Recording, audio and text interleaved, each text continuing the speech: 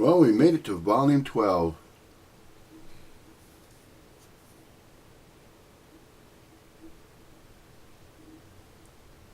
Who made it to volume 12? Figures of speech.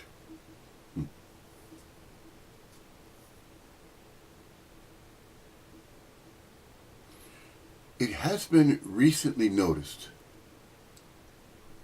that once there is the admittance, just an admittance, by nobody, for no reason, meaning and purpose, other than what? Other than of its own accord and volition, not of a single person, of one singular, independent, separate free will and choice, accord and volition, to even be. Everything is apparently appearing to be life. It is life. It apparently appears to be as though it is the cause of everything appearing from nothing, from no thing, out of nowhere.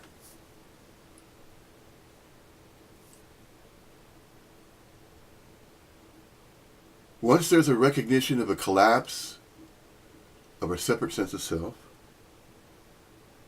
that never existed independently of itself, was apparently appearing to appear that way because it was thought to be the way that it was appearing. Therefore, it is recognized there are no separate, independent appearances of anything anywhere. There never were any separate things appearing anywhere. There are even now no apparent appearance of separate things. Even now. And in the future there will not be any separate things, because there never were. Therefore, this is yet another way to speak about non-duality.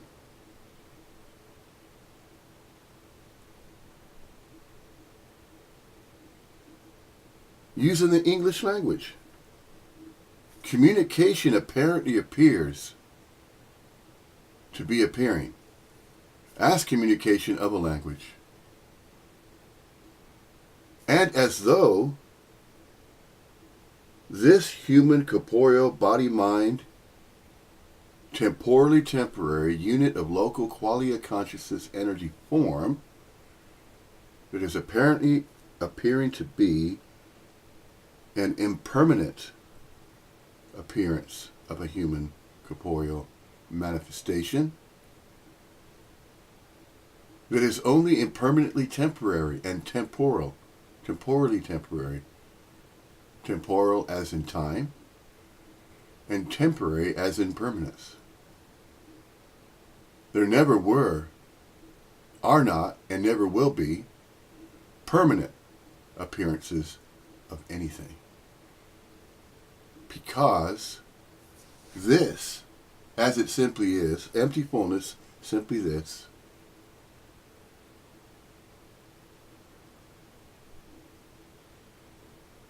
spacious aliveness,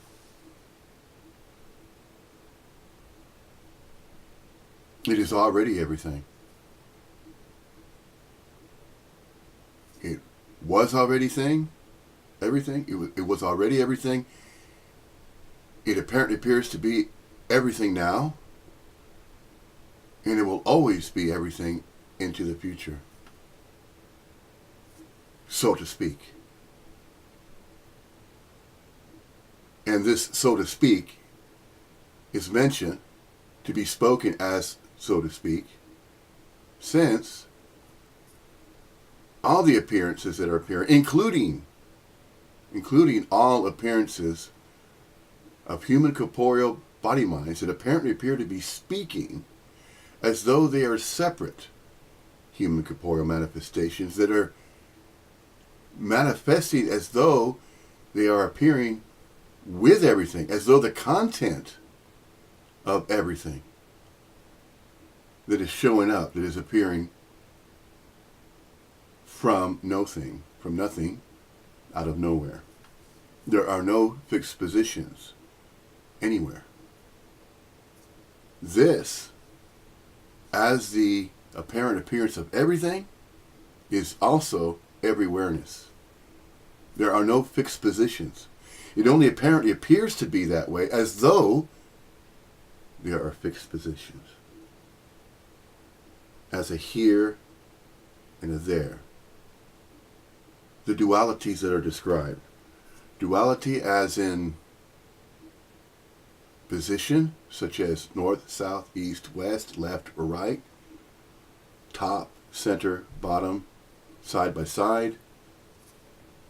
Those are all descriptions of all types of various dualities. And yet, dualities are included with non-duality. Non-duality is not a subject of itself because it is outside of that which is knowable. That which is considered a subject to discuss and talk about, communicate with others about, communication between the appearances of human corporeal units of local quality consciousness energy forms. Now, to narrow that down without that being a word soup, so to speak. Thank you very much. The comment was on Facebook, on one of the Facebook pages about non-duality. There are too many to mention. But there is still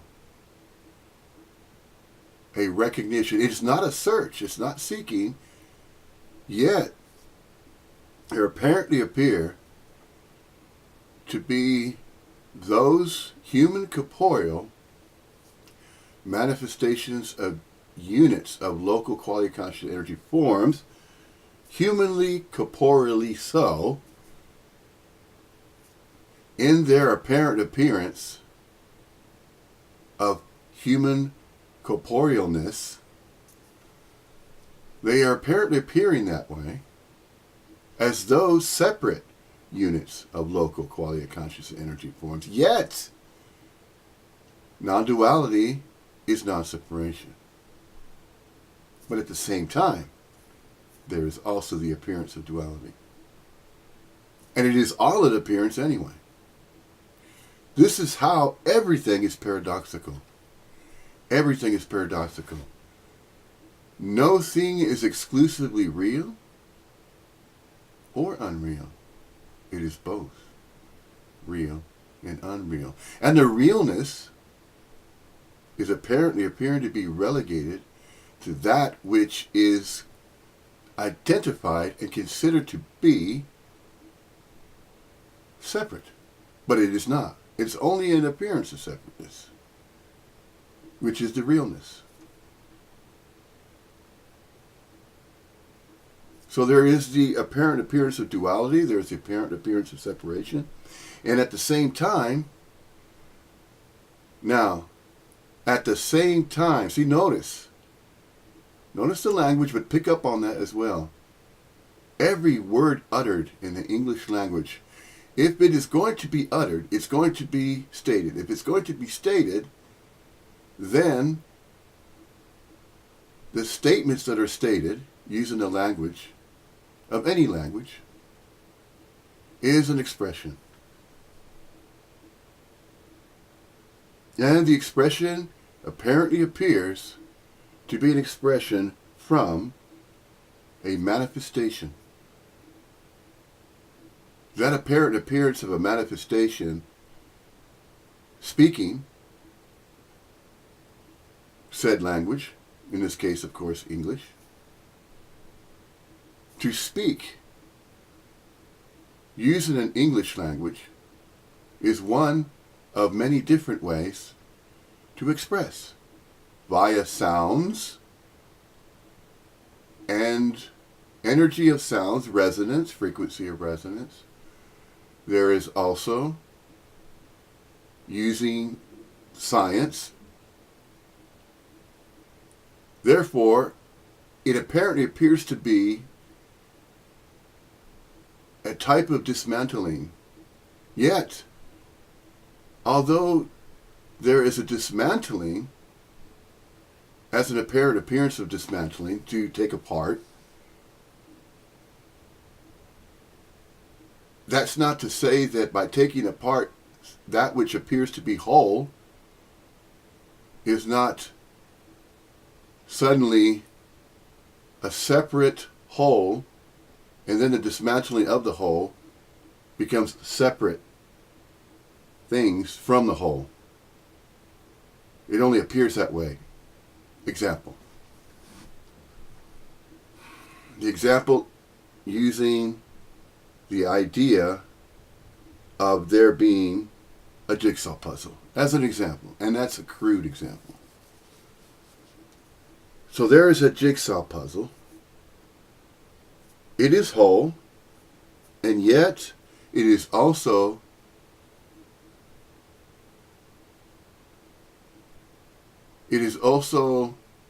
the whole that can become separately separated and dismantled.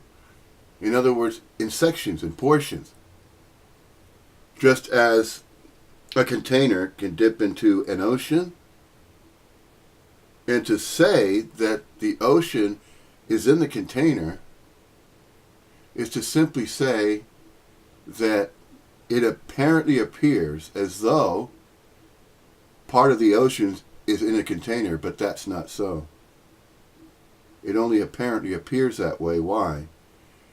Because of what? The appearance of separation, but also the recognition that that appearance of separation is the content or part of the content of what? As part of the content of non-separation or non-duality. Therefore, it is both. And that's a crude way of attempting to describe that which is both real and unreal, observable and unobservable, knowable and unknowable.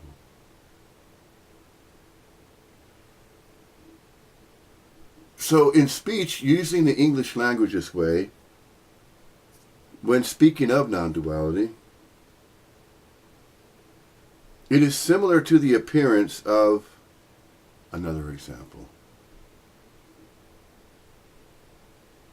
To use another analogy loosely, there are Russian dolls as an example. When I say Russian dolls, referring to these type of figurines, if you will, that are either clay or ceramic or porcelain,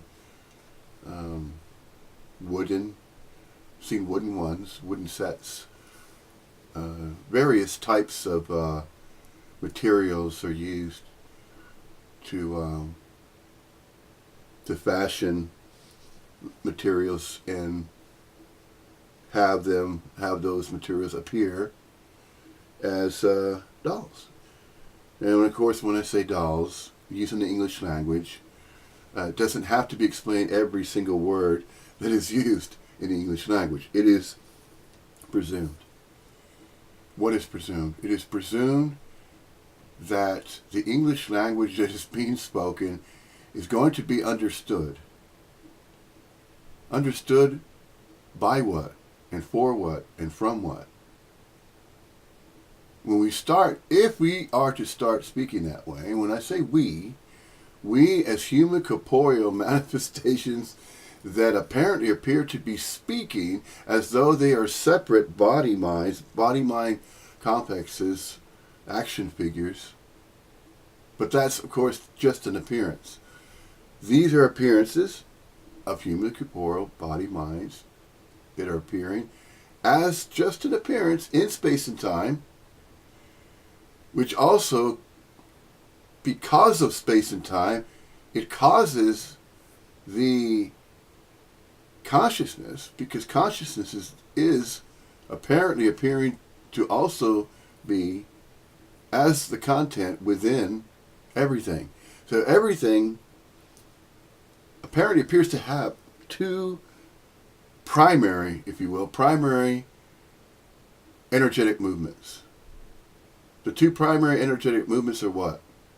Time, and then there's the appearance of space that time is in. Time is space and time, and without speaking of either, they are one and the same, and yet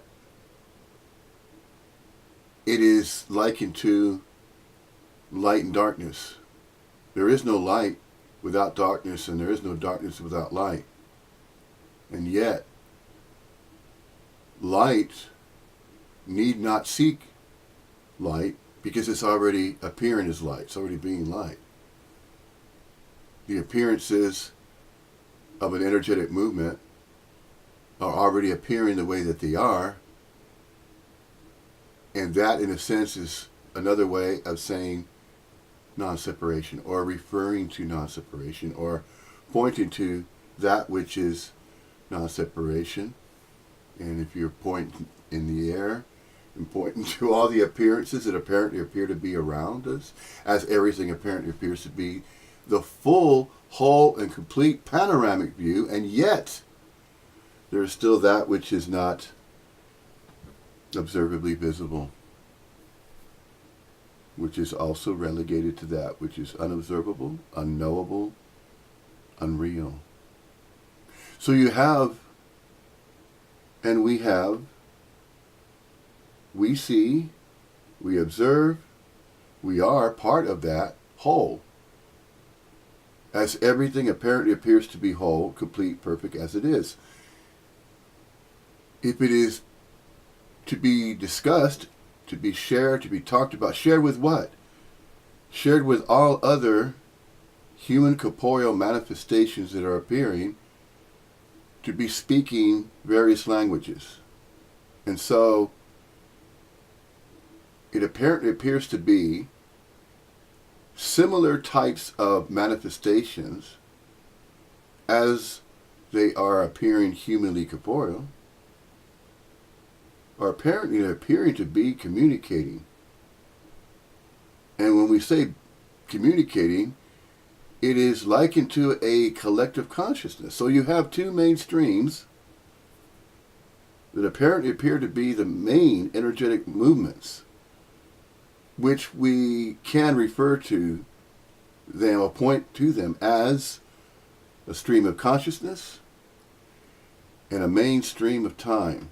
Space and time, then there's consciousness, and then there is everything that appears as an appearance. So there is space and time.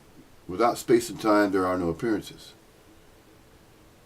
And without consciousness, communication would not be possible. How is communication possible? Via the mental thought system. Take the mental thought system out of what? Out of the content of everything that appears as everything does, whole, complete, perfect, just as it is, empty, fullness, simply this. And that's what apparently appears to be what would appear if there were a way to seemingly dismantle, or to take apart, or take all of the whole of everything and then dismantle that. The only way it apparently appears to be possible to dismantle the whole, as everything appears, and then within the appearance, anything's appearing as the content of everything, and then the content of anything apparently appears to be what? things, separate items, separate things, and we call them separate things. Why do we call them? When I'm using quotation, the word we or us, and then close quotation. When that is seen in text or scribed or written down, that is just simply another way to describe that which apparently appears to be appearing in space and time, although there is also that recognition that we, us, quotations again, we and us, whenever we and us is mentioned using the English language, using these particular descriptors or words, is referring to and pointing to what? That which is humanly corporeal. What is humanly corporeal? The appearance of what? Body-minds. Body-mind complexes, action figures. They appear as physical bodies, but they're both real and unreal. There is the feeling or sensation as though whenever fingers are rubbed together, that used to be thought to be my fingers, or that claim that there was a separate self, it used to be claimed that these were my fingers, these were my hands, this is my body, this is my life, and now I'm going to share my life story with you. Now that's not what this is about. It's not about me, it's not about you, it's not about anybody. Why? Because to speak of anybody as though they have a story to tell is then demonstrating, illustrating, and stating and admitting and saying, or expressing that you are exclusively that. You are exclusively a separate individual. That is how separation is reinforced and kept reinforced by thinking about it that way. What's thinking about that?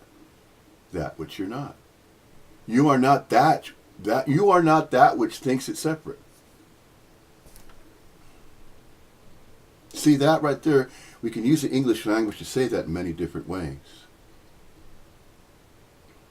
But once it is recognized, although it can't be stated using a certain language, to say the same thing about pointing and describing, using various words as descriptors, to point at what?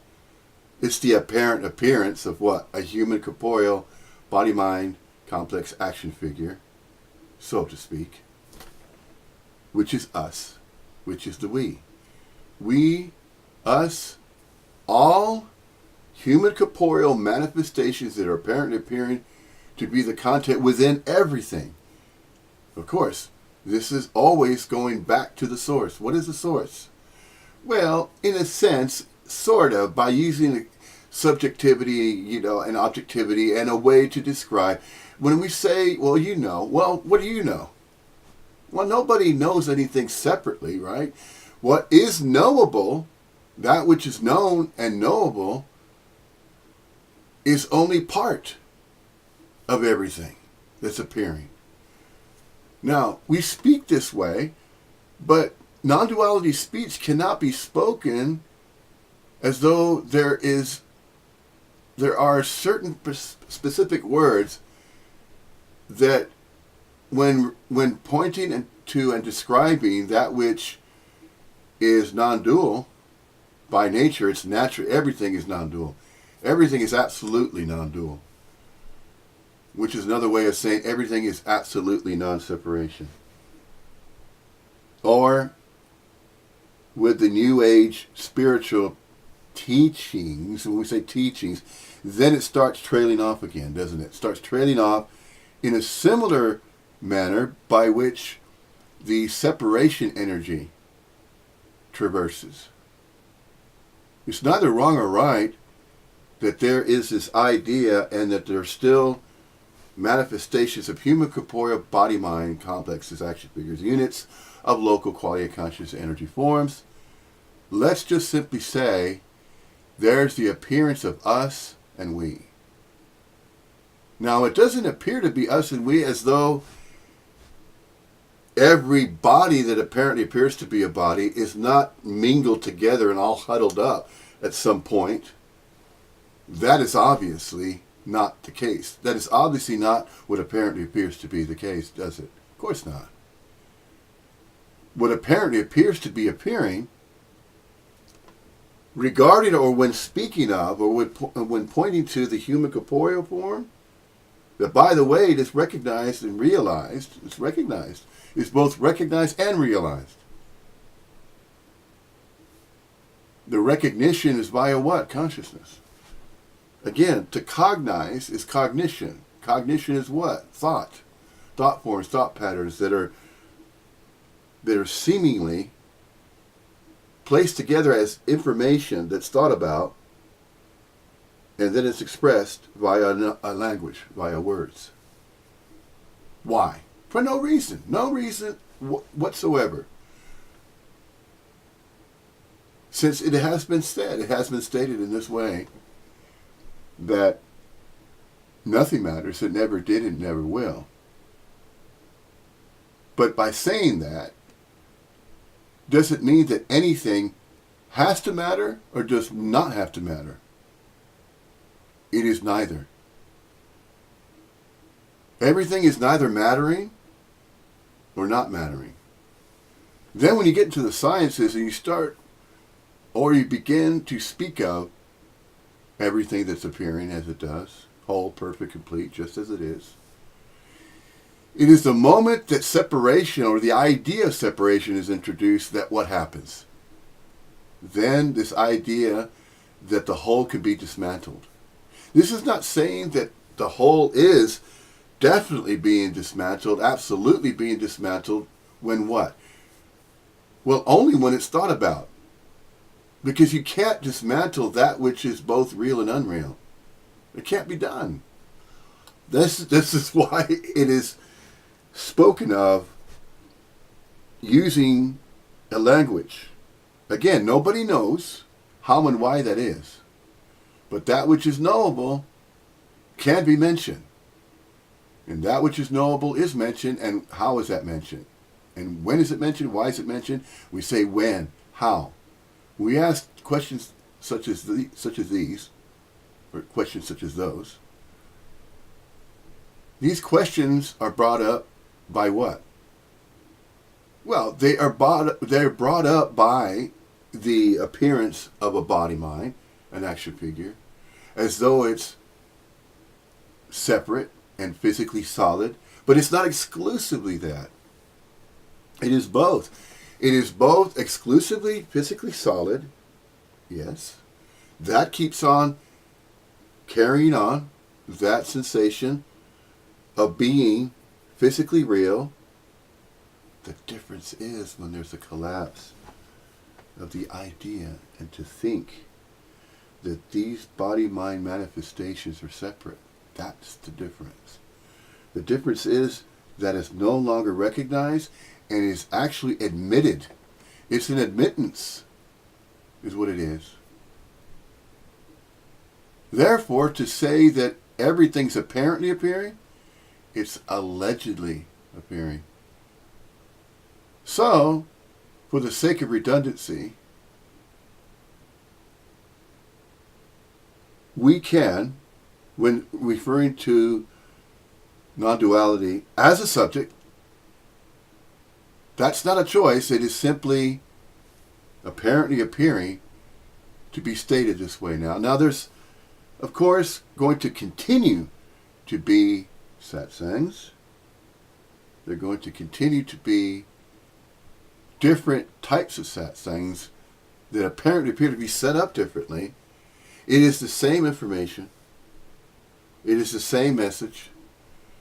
It is that same message that has been uttered and spoken of and thought to be taught as though it's a teaching when it's simply a fact. You could call it a fact. You, when I say you could call it, because it's going to be called, it's going to be mentioned something. And what is that something? It's going to be mentioned as a word. Well, what is that word? That word is stemming from, originating from what? A language is spoken. It's a communication. Okay, well, what's inside of the communications? Well, there is sound. You can hear that. Is there anybody separate that's a hearer of the sound? See how you can take it that way. Who can? Nobody. So you see, it's the speech. So if we are to use the English language, then if we are going to speak of non-duality, this is how and why it begins to seemingly be annoying, but it's not annoying to anybody. Why? Because there's nobody for that to be annoying, an annoyance. So it's neither. In other words, there is no separate person that could turn around and say, well, that's annoying. What's annoying what? What is it annoying? And is it annoying to anything? Separate? No. See how it goes. Once it is recognized that you are not a separate person you ever were.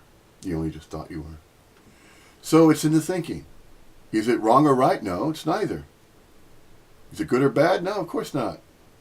It has nothing to do, absolutely nothing to do with what? It has absolutely nothing to do with separation.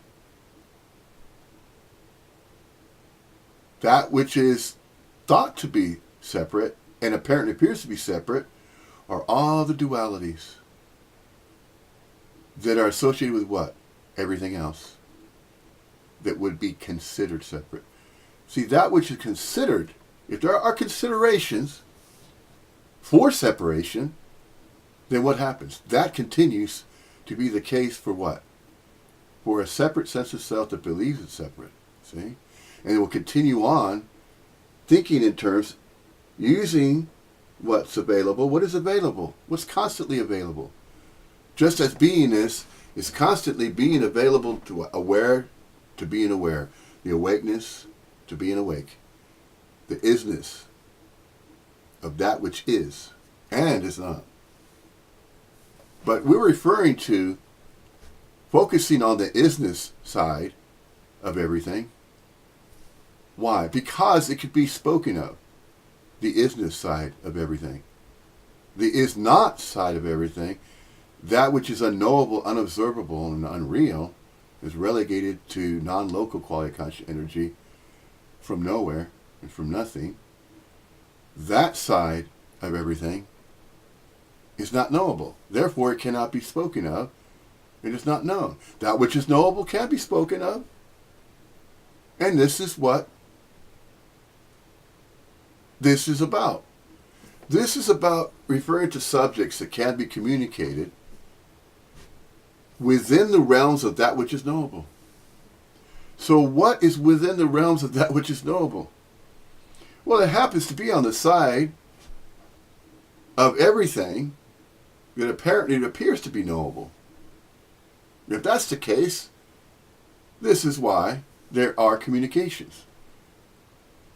That's one of the many reasons why it apparently appears to be the case, whereby subjects can be spoken of in time, in space and time, and utilizing consciousness, because consciousness is required to think about it.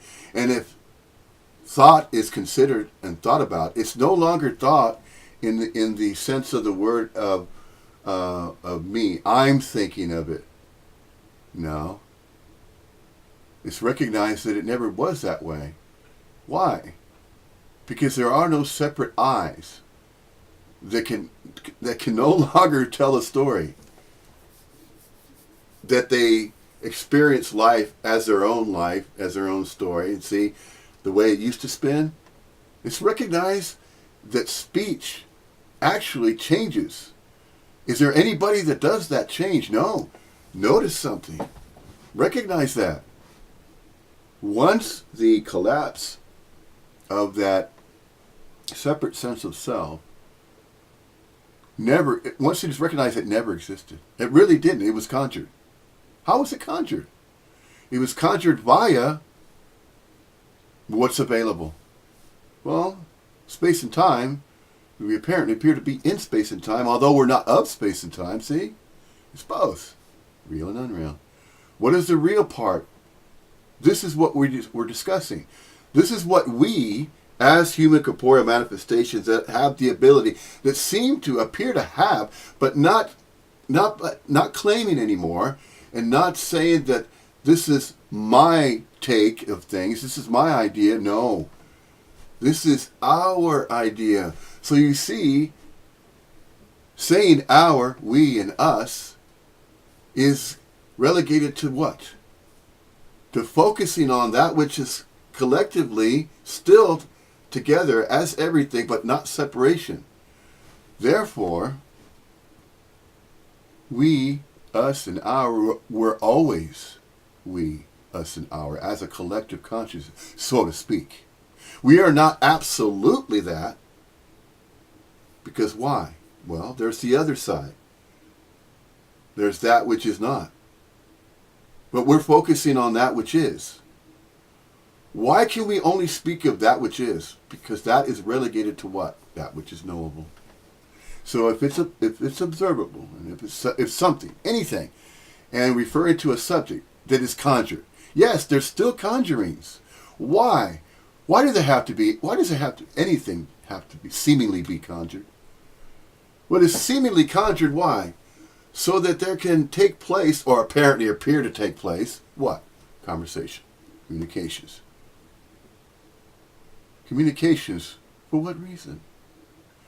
For if there was going to be a conjured reason, there would simply be for the sake of communication alone. Well, is that necessary? No. Is that a doing? No. It apparently appears to be doing. He was mistaken as a doing, as a separate doing. A separate doing by what? And from what? And to what? And for what? Oh, yeah. A doer. No, there are no doers. See? You can't say that anymore.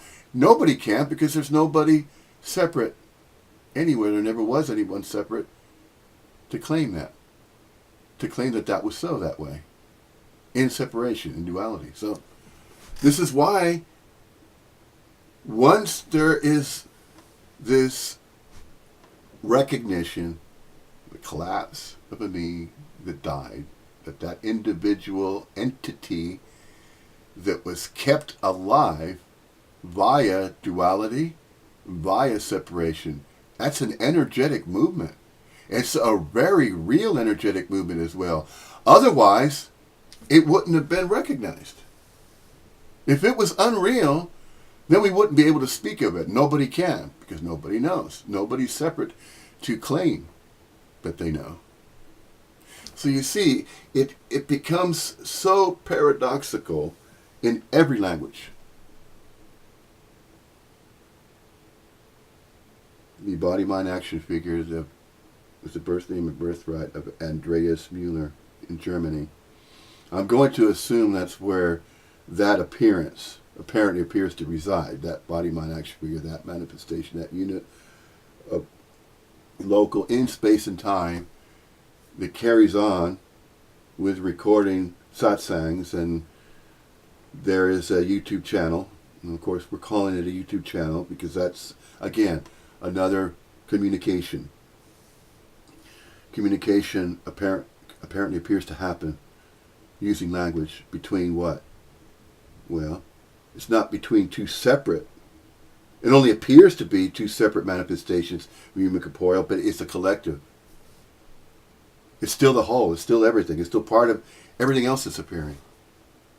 There aren't these separate appearances showing up within everything. That's not what wholeness is. Wholeness, completeness, non-dual, non-separation, that's the theme of everything. The theme of absolutely everything, the theme of that is non-duality. Non-duality, what is that? Non-separation. These messages regarding non-duality were mentioned in all these different ways that we are noticing. When I say we, of course we. Yes. We as what? That collective consciousness. Can that be seen in any other way? Sure it can. But not in the absolute sense of exclusively that way or exclusively not that way. It is both. It is and it isn't. See, if we want to generalize it, we could. But we are simply referring to the dismantling. Not not absolutely dismantling and then causing there to be a separate subject that's separate from every other subject that can be talked about and referred to. But you see, if we're speaking in terms of that which is everything, and if it is recognized that everything is whole, complete, and perfect as it is, to say that it's being dismantled is to also say, in a sense, that there is separation. But that's not what's being said here. And it is realized, recognized, that there is no separation. The theme of non-duality is non-separation. So every utterance and every subject that's to be spoken of is relegated to that which is non-dual in nature. And non-dual in nature is the nature of everything. In a sense, you could say that. Nature itself apparently appears to have been around long before. When we say it's been around, this energetic movement of the planet has apparently appeared, if we were to refer to in space and time, millions of years, perhaps even billions. Now, can the mind be capable of grasping that which is infinite? No. There are gurus that claim they can, though. There have been gurus that claim that an infinite mind can be accessed. But then that is turning into what? That it turns into playing God. See, I'm sure you've heard of that before, playing God. And then it starts to sound like religion, doesn't it, when you use that word God, especially when you use the word God. And then when you refer to forces in nature and gravity and all these other major or primary energetic movements, consciousness, time, gravity. Gravity, of course, astronomically is known by astrophysicists to keep the appearance of entire planets that orbit stars in place in a certain perturbations that they travel upon. This is, of course, a macrocosmic perspective. And so, using the sciences in this fashion, in a sense, is considered to be an advanced way of using the English language to speak of non-separation, to speak of non-duality. And there are many different levels that can be expressed. Just as if we were to take academia, if we could take academics, okay, and if we were to take different levels of awareness. And this is how the idea was conjured, by the way.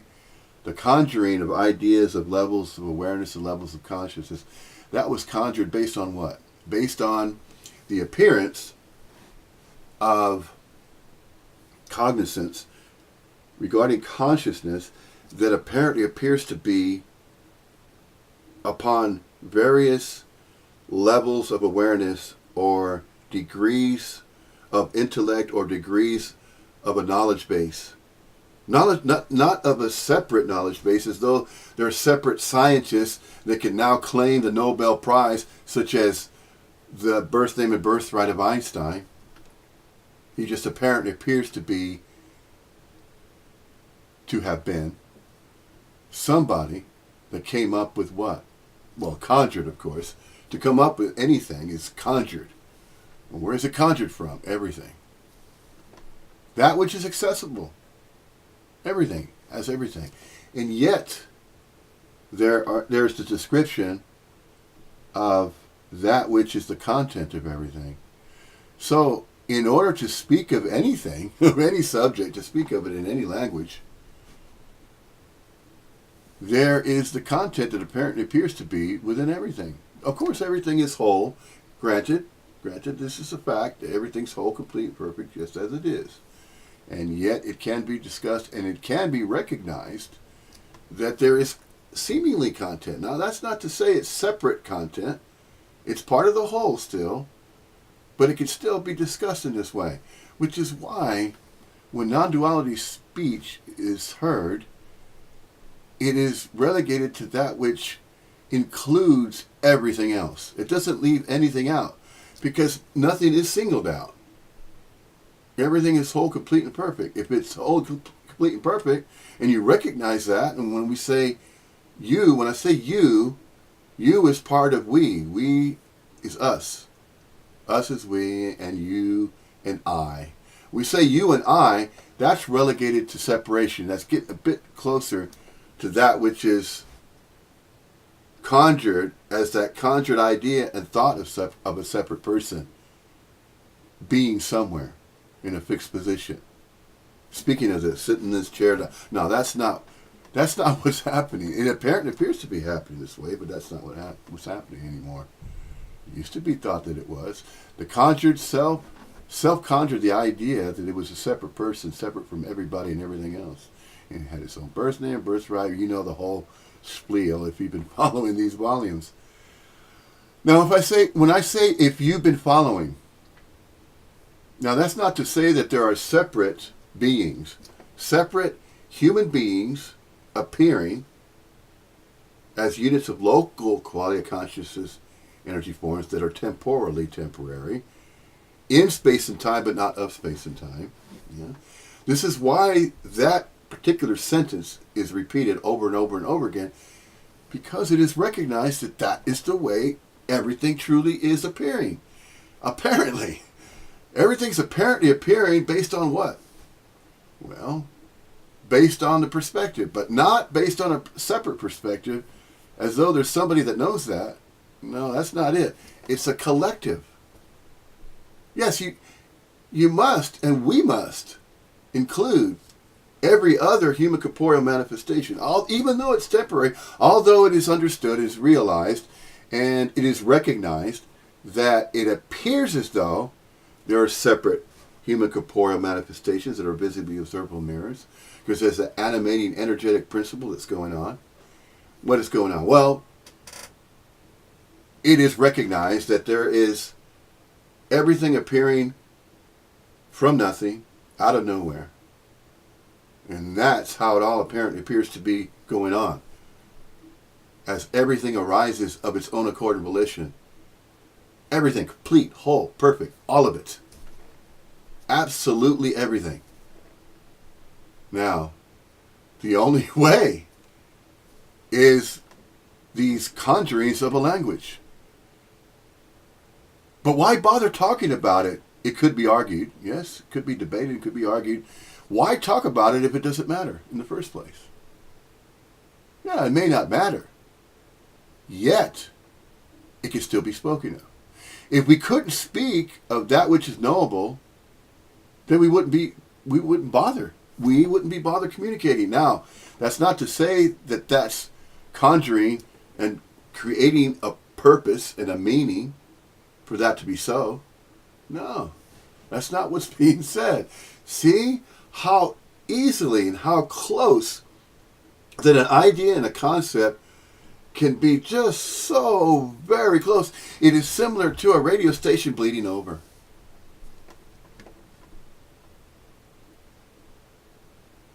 Now, when I see a radio station bleeding over, a radio station, let's say, is broadcasting on a frequency of, let's say, on 99.5, okay? And let's say that that radio station is so strong on its output, it's putting out 150,000 watts of a signal. 150,000 watts, that's a strong signal for a radio station to emit. Just using this as a crude example so you can kind of get the idea of what is being communicated here using that analogy. So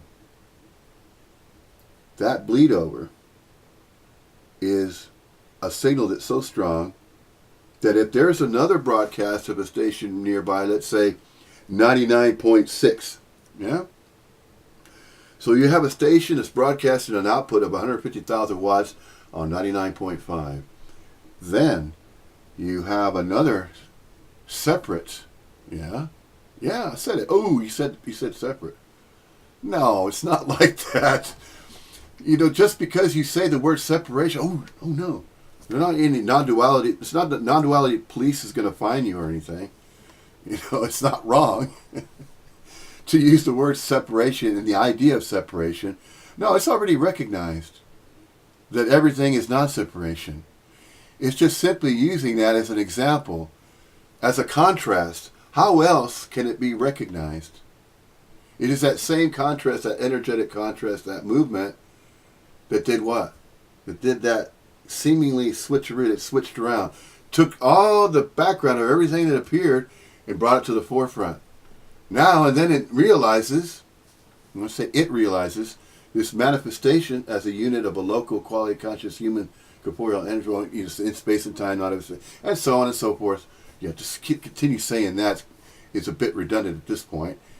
That is, if of course, if it has been observed the previous volumes. Okay, if not, then perhaps a recap is required. Because it could happen whereby, for the very first time, there's a human corporeal manifestation that's going to be tuning in to, I don't mean tuning in, I mean, well, in a sense, kind of tuning in, but using their computer to access this particular YouTube channel on YouTube and then take it from there. So in a way, in a sense, I was referring to that bleed over earlier. See, that was an example of what could happen. Now, it could apparently appear to happen. Doesn't make it exclusively real that it's happening that way. It just apparently appearing to happen. Do you see what I see? Does who see what? No, not a separate scene. No, a collective scene. See? It is collectively so. Why? Because to speak of collectively is to also speak of non-separation, which of course is oneness. But you see, what has happened is that all these ideas regarding, and they are ideas, they're concepts. Why are the ideas and concepts? Because it's a different approach, it's a different perspective, it's a different way of speaking of non-duality. Now, to speak of non-duality, is that necessary? No, again, there's no reason, meaning, and purpose, right? Yeah, of course, just recognize that. For everything to appear as it does. But it's still, everything is appearing of its own accord and volition. How does that work? Why? How does it do that? No, there is no reason. Remember, no reason, meaning, purpose for everything to appear as it does. And although it appears to be of its own accord, of its own force, of its own ability, well, not necessarily ability to say that, well, that's now Krishna, and Krishna is, from the nothingness, and he's over there, and we're going to call him a he because, well, he's both, and we can start referring to, see, and then it starts turning into what? Another religion. No, we definitely don't need another religion on this planet, do we? No, hell no, of course not. Hell to the no. We don't need that. It's already been done. Well, apparently appears to have been done. And just look at all the examples of the religions and belief systems out in the world. If you can conjure up a new one, I tell you, if anybody can claim to conjure up a brand new religion that's never been mentioned before, then perhaps they are conjuring something that's not necessary. See, again, it's always going to get back to necessity, isn't it? Is this necessary or that necessary? See, that's relegated to what? Duality. And then duality is relegated to what? Separation. And then it starts going down that road. Well, that path doesn't need to be traversed anymore. Why? Because it's recognized that path never existed. It never did. So this is why it's not even worth mentioning about the collapse. It just apparently appeared to have been a collapse. Yeah. Allegedly. It was an alleged collapse. It was. It was all conjured. Why? No reason. No reason. Well, why is there no reason for that collapse? Of course, because everything is appearing for no reason, meaning, purpose. Because it's not for anybody.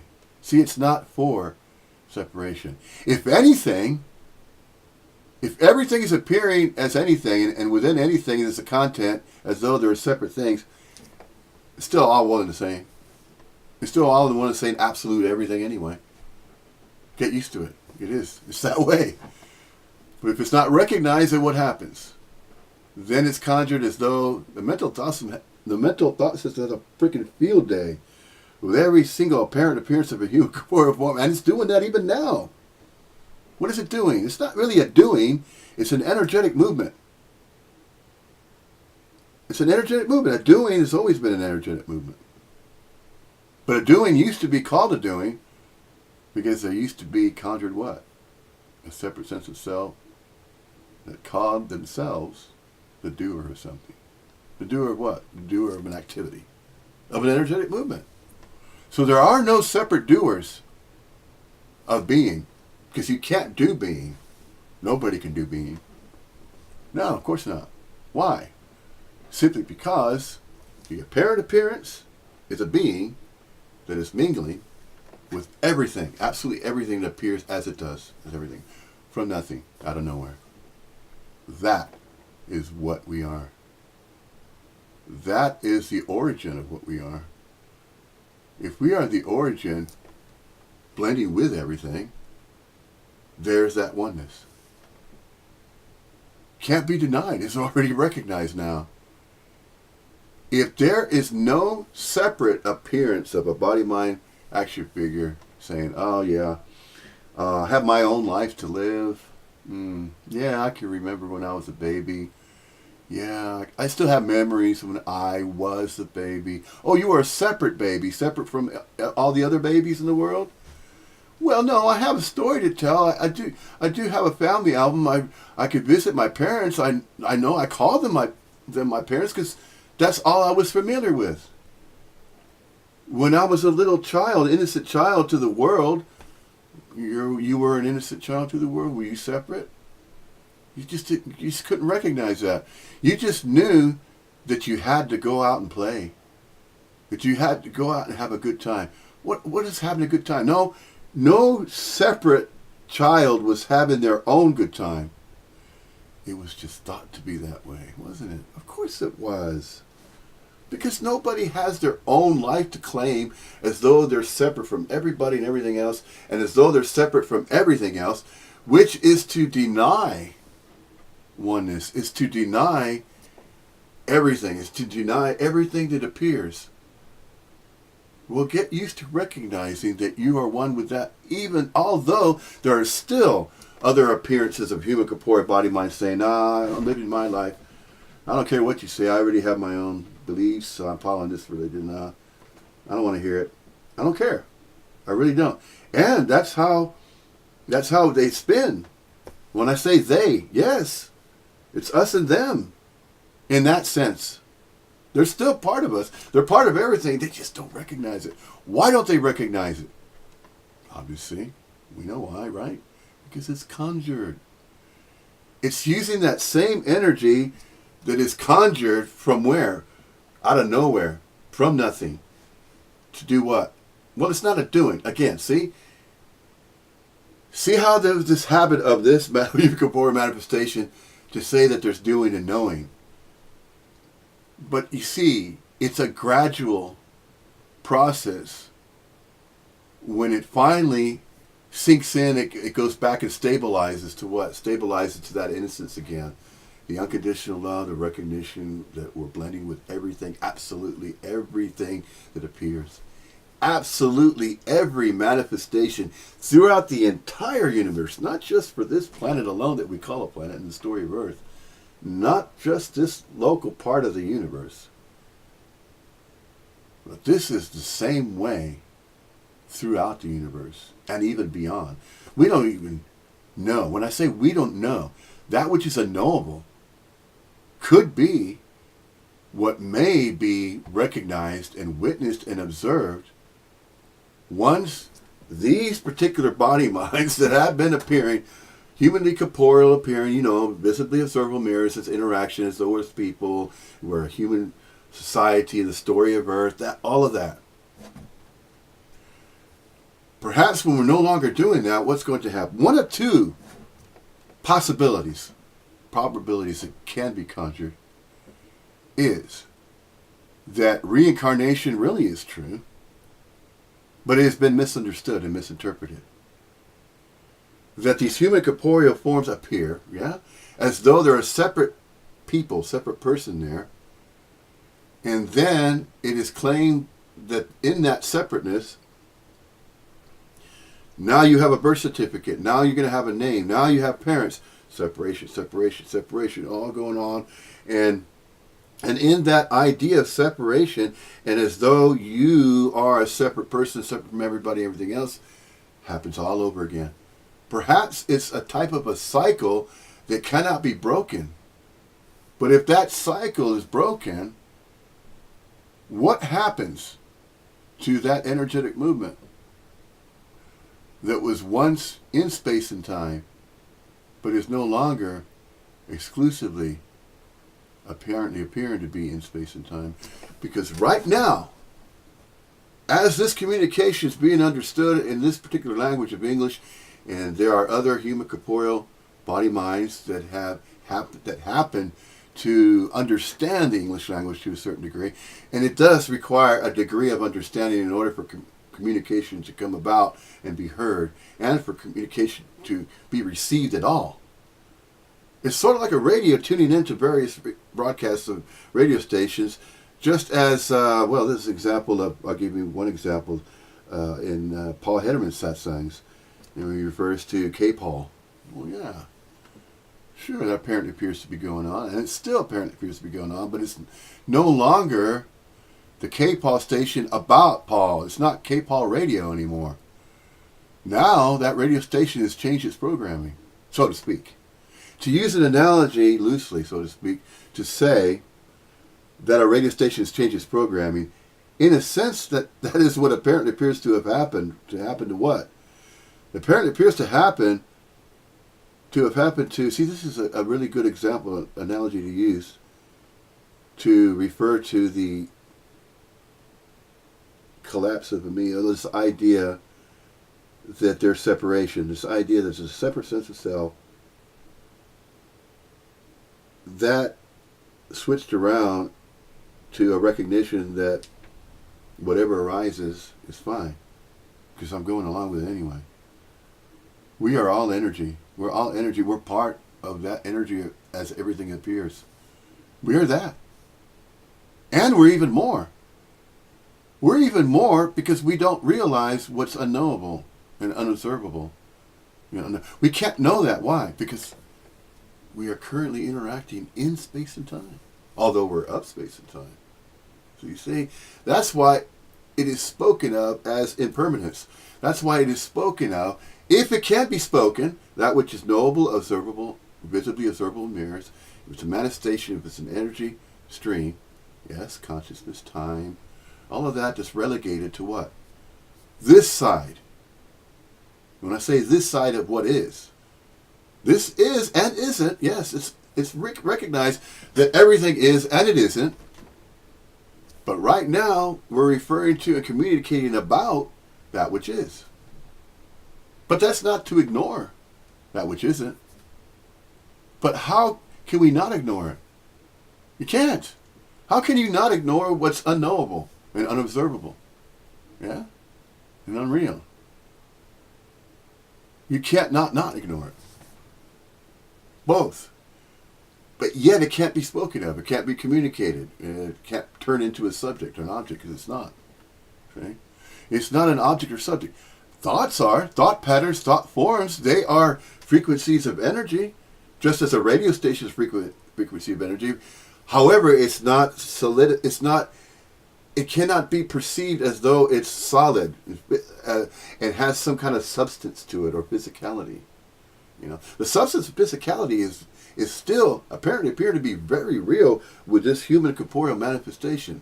Why? Because it spent so much time taking consciousness to conjure the idea that it was exclusively physically solid. See, and so there was a conditioning that was going on there in that way of thinking via consciousness to think about being.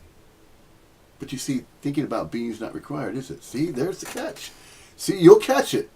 You will. We will. All of us are. And in fact, all of us, as human corporeal manifestations, and we could just simply say as a human race, spiritual beings having human experiences, we can call it that too, without going too far to the new agey stuff, and the spiritual teachings, and it's a teaching, now we got to go to Guru. Hell, pack up your things, man. We need to head to India.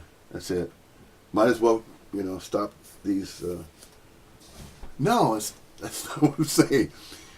None of it's a teaching, and in that sense, that's why nobody has to go, or even apparently appear to be going, to an ashram, spending 7 years in Tibet chanting, I am not a body, Om Mani Padme, the divine in me, to recognize the divine in you.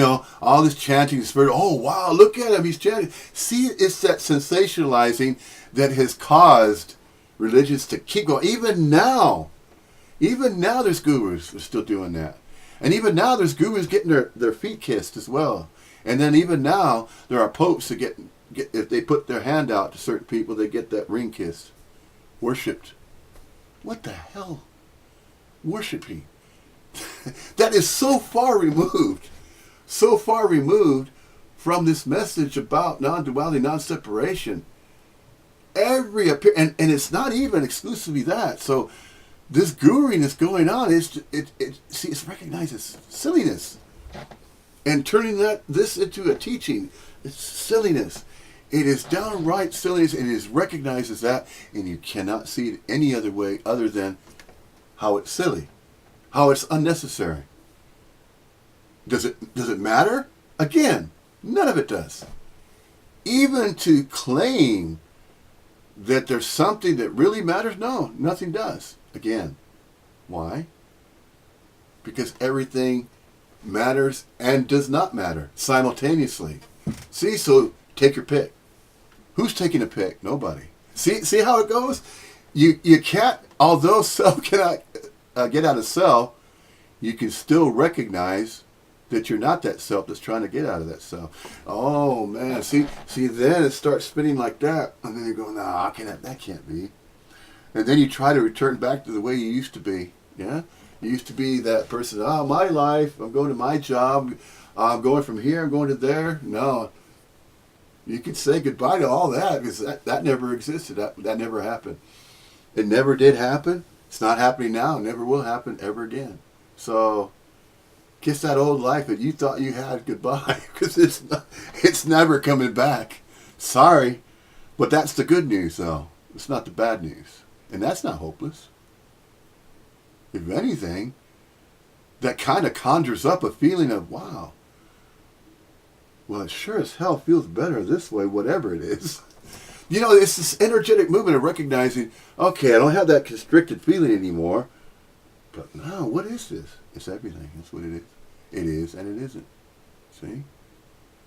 That's the beauty of the message of non-duality. It's just, oh man, I tell you, once it stabilizes and it evens out, you don't want to feel like you need to talk about anything, but there is this inclination now that's similar to what apparently appears to happen to the people that say, oh, I got the Holy Spirit in me, like Christians would say that. And then it's, oh, no, the Holy Spirit's moving through me. Now I am no longer controlling because I never was controlling life. Life is happening through me now. I'm not trying to control life. The reason why I'm not trying to control life, and I'm not even calling life my own anymore. Why? Because it's everybody's. So everybody that apparently appears to be a unit, an appearance of a unit of corporeal, well, you know what I mean, as a human being, and they are manifesting, they're appearing. They're both real and unreal. They are and they are not.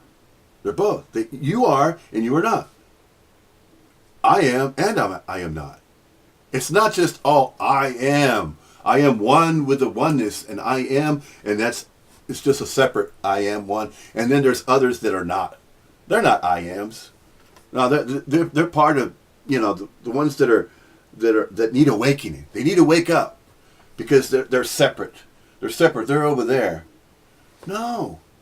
No, that's not what's happening. It's not. And this is why. I'm sorry, but it's true. Check it out. Check it out. It is being recognized now. Buddhic traditions, Vedic. When I say Vedic tradition, now that's different. See, because what happened was, with every other, okay, now there was the core of this message of non-separation, non-duality. That was the beginning of the true message about absolutely everything. And then what followed that were these conjurings to believe and think, no, wait a minute, there must be, let's call it something. We need to call it a deity. Let's call it Krishna. Yeah, that's who it is. It's a separate entity. It's the entity of all entities. It's the supreme being. And you see how the idea began to conjure. So, oh, now we need to teach this. Let's turn this into a teaching, okay? It needs to be a belief.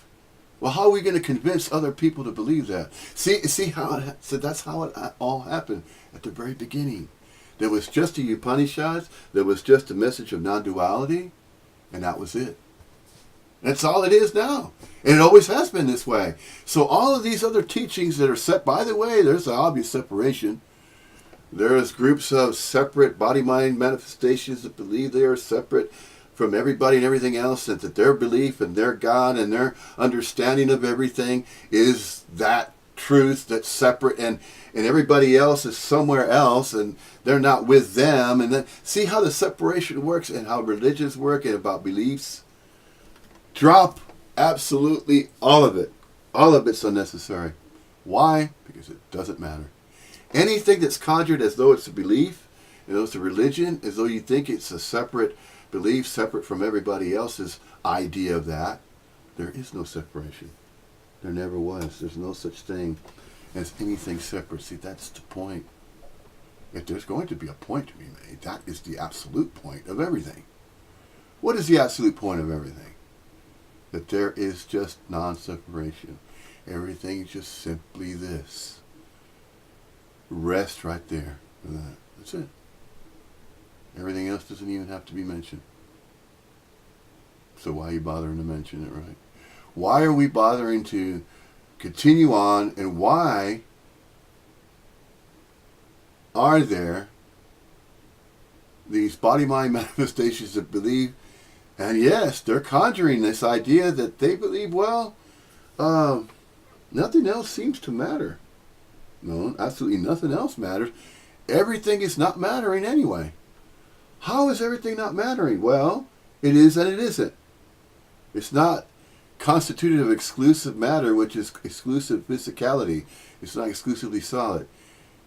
It's using that term. See how versatile the English language is.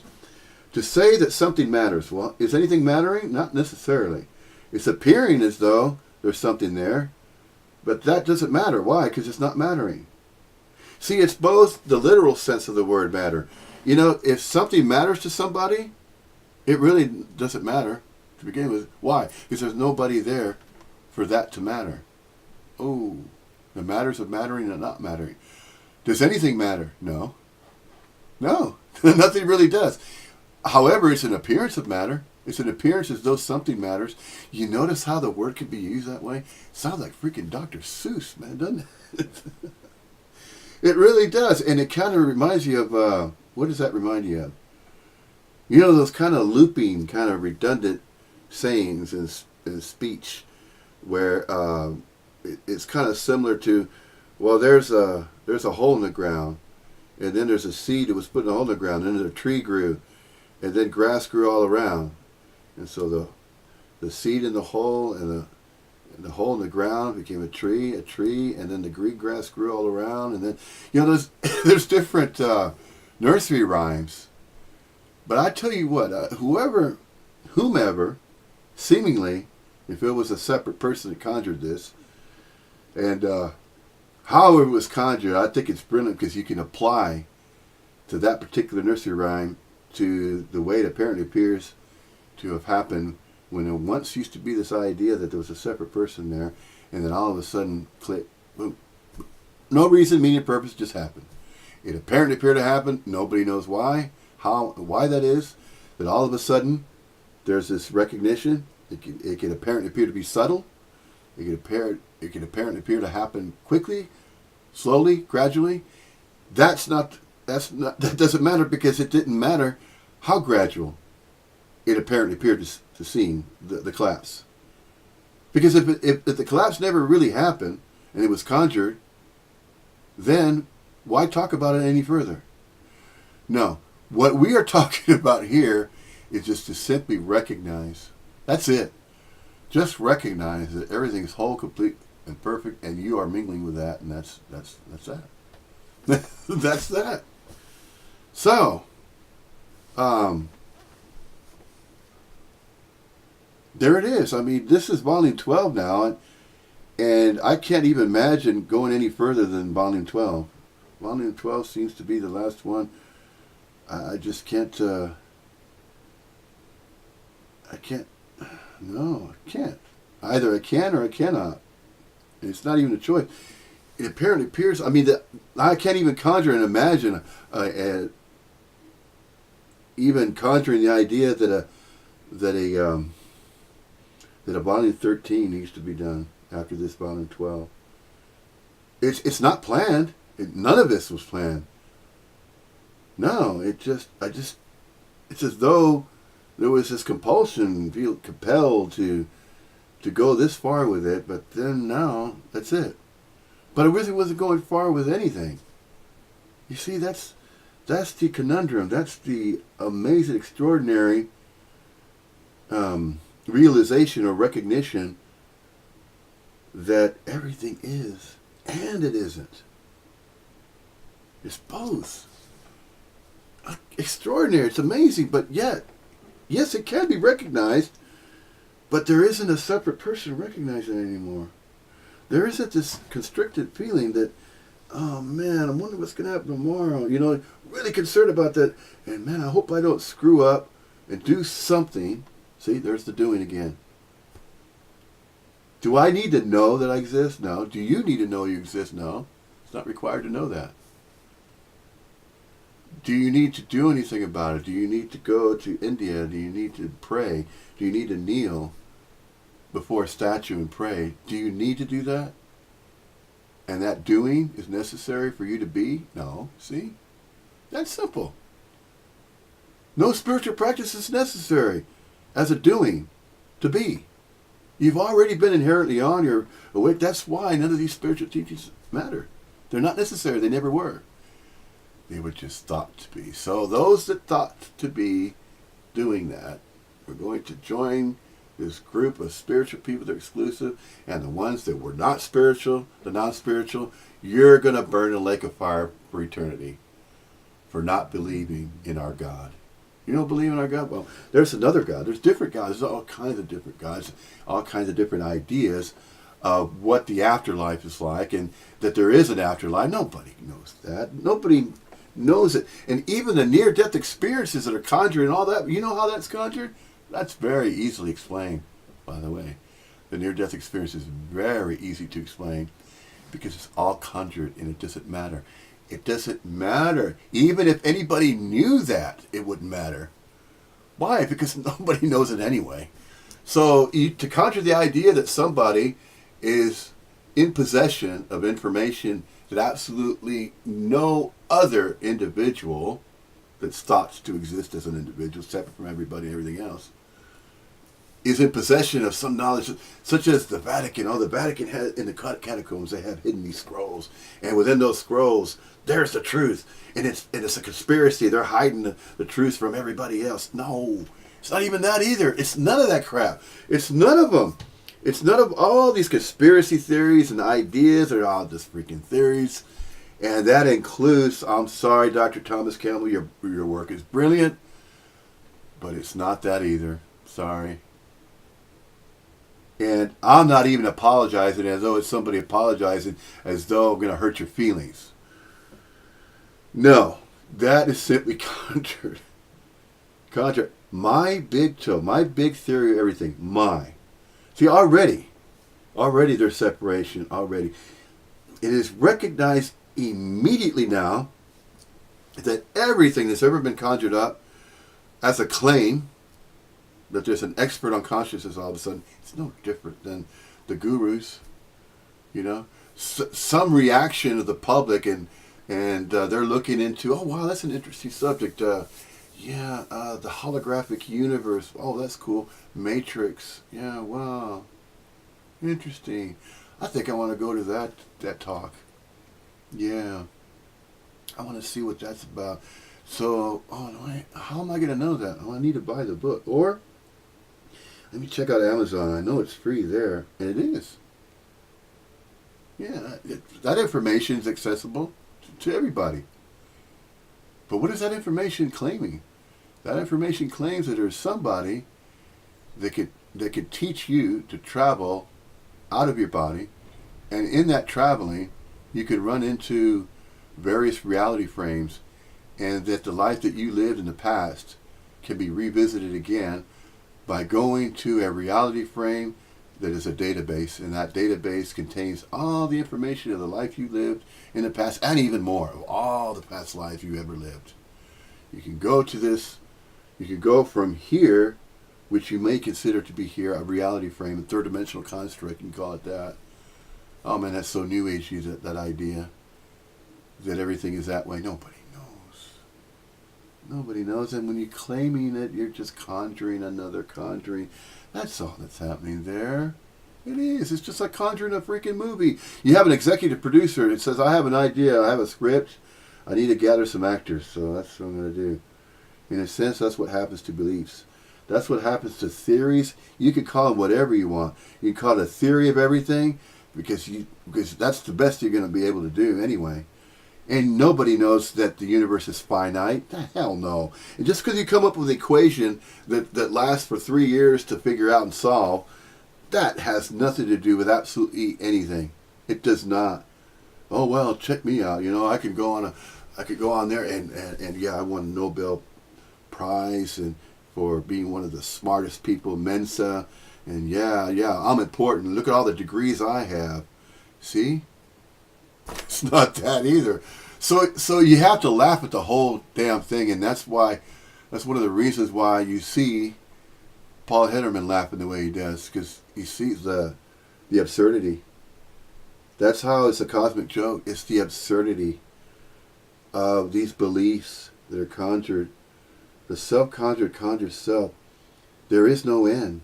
It seems like there is no end to the beliefs. Why? Because consciousness has no end to how many thought patterns and thought forms it could cause a separate self to be claiming.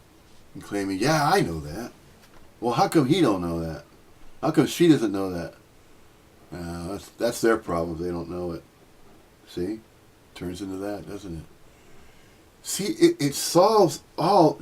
It is the main answer to every single question that could ever be conjured by anybody that's claiming to conjure a question. That's why in satsangs it's very, very easy for the apparent appearance of a non-duality speaker to starve that questioner. Every single satsang, and you see it obviously demonstrated. Just check out all the recordings of Jim Newman, you know. You can obviously see it happening right there. Tony Parsons, you see it happening there.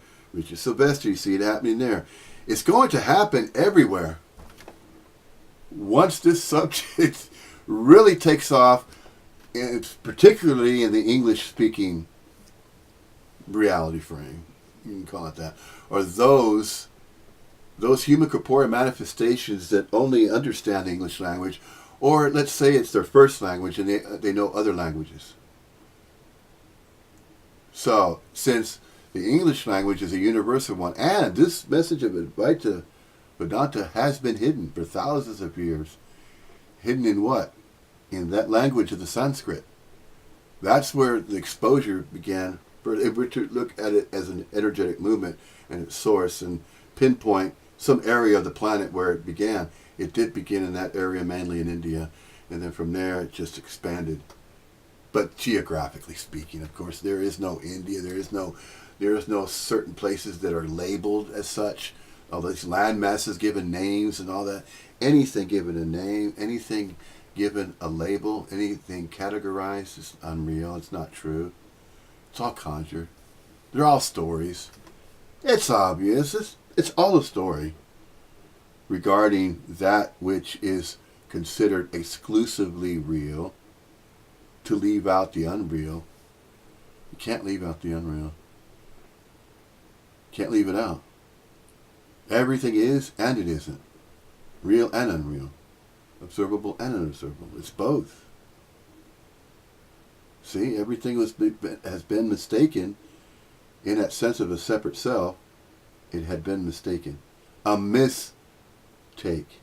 See, taking on the appearance of everything, but then mistaking it. Or there's alignment with all that is. It appears to be the way it is and it isn't, and then there's alignment.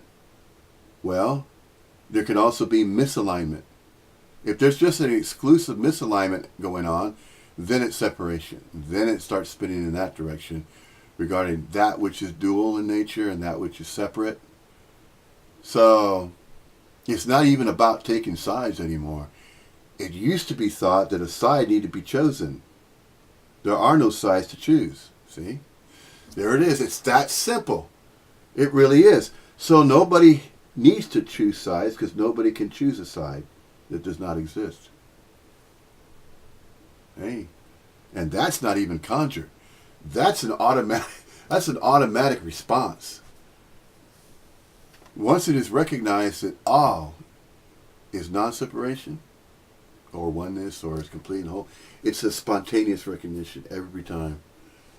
So, therefore, the non-duality speaker can be in any environment in the world, provided, of course, there is some degree of stability. You know, there's a room, and the non-duality speaker walks into the room, and their participants know that they're going to join them, and the questioners are going to be starved, and then it's going to be recognized that nobody was there anyway, and that this is why Tony Parsons speaks the manner by which he speaks, and the speaking of non-duality is recognizing that all is non-separation. Everything is absolutely is and it isn't.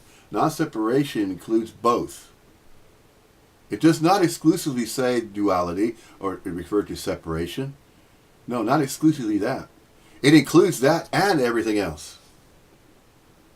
So not to say it's non-dual is not necessarily true, because non-duality is simply a fact of not two. But within the content of non-duality, there is also duality, but not exclusive duality to focus on and then turn that into a belief and then say, well, duality is saying that this could be this way or that could be that way. It could be to this degree or that degree. It needs to be to this degree so that it feels this way. And then, see, it's all exclusiveness when it refers to duality. Duality is about exclusiveness.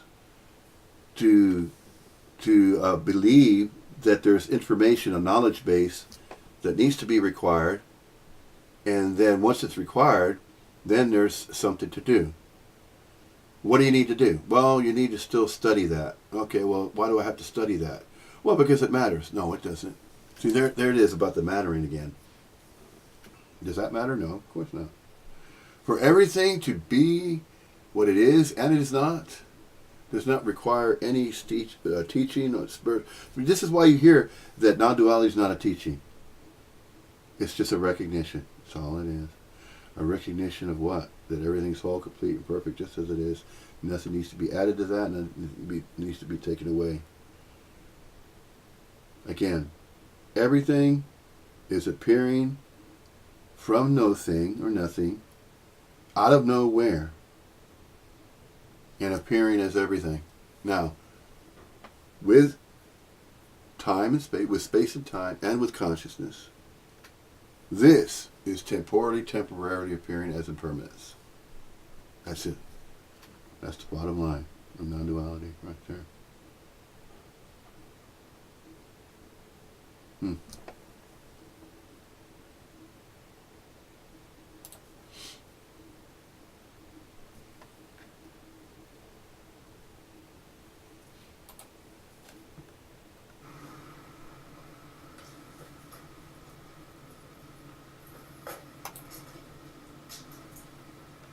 Is anybody new today?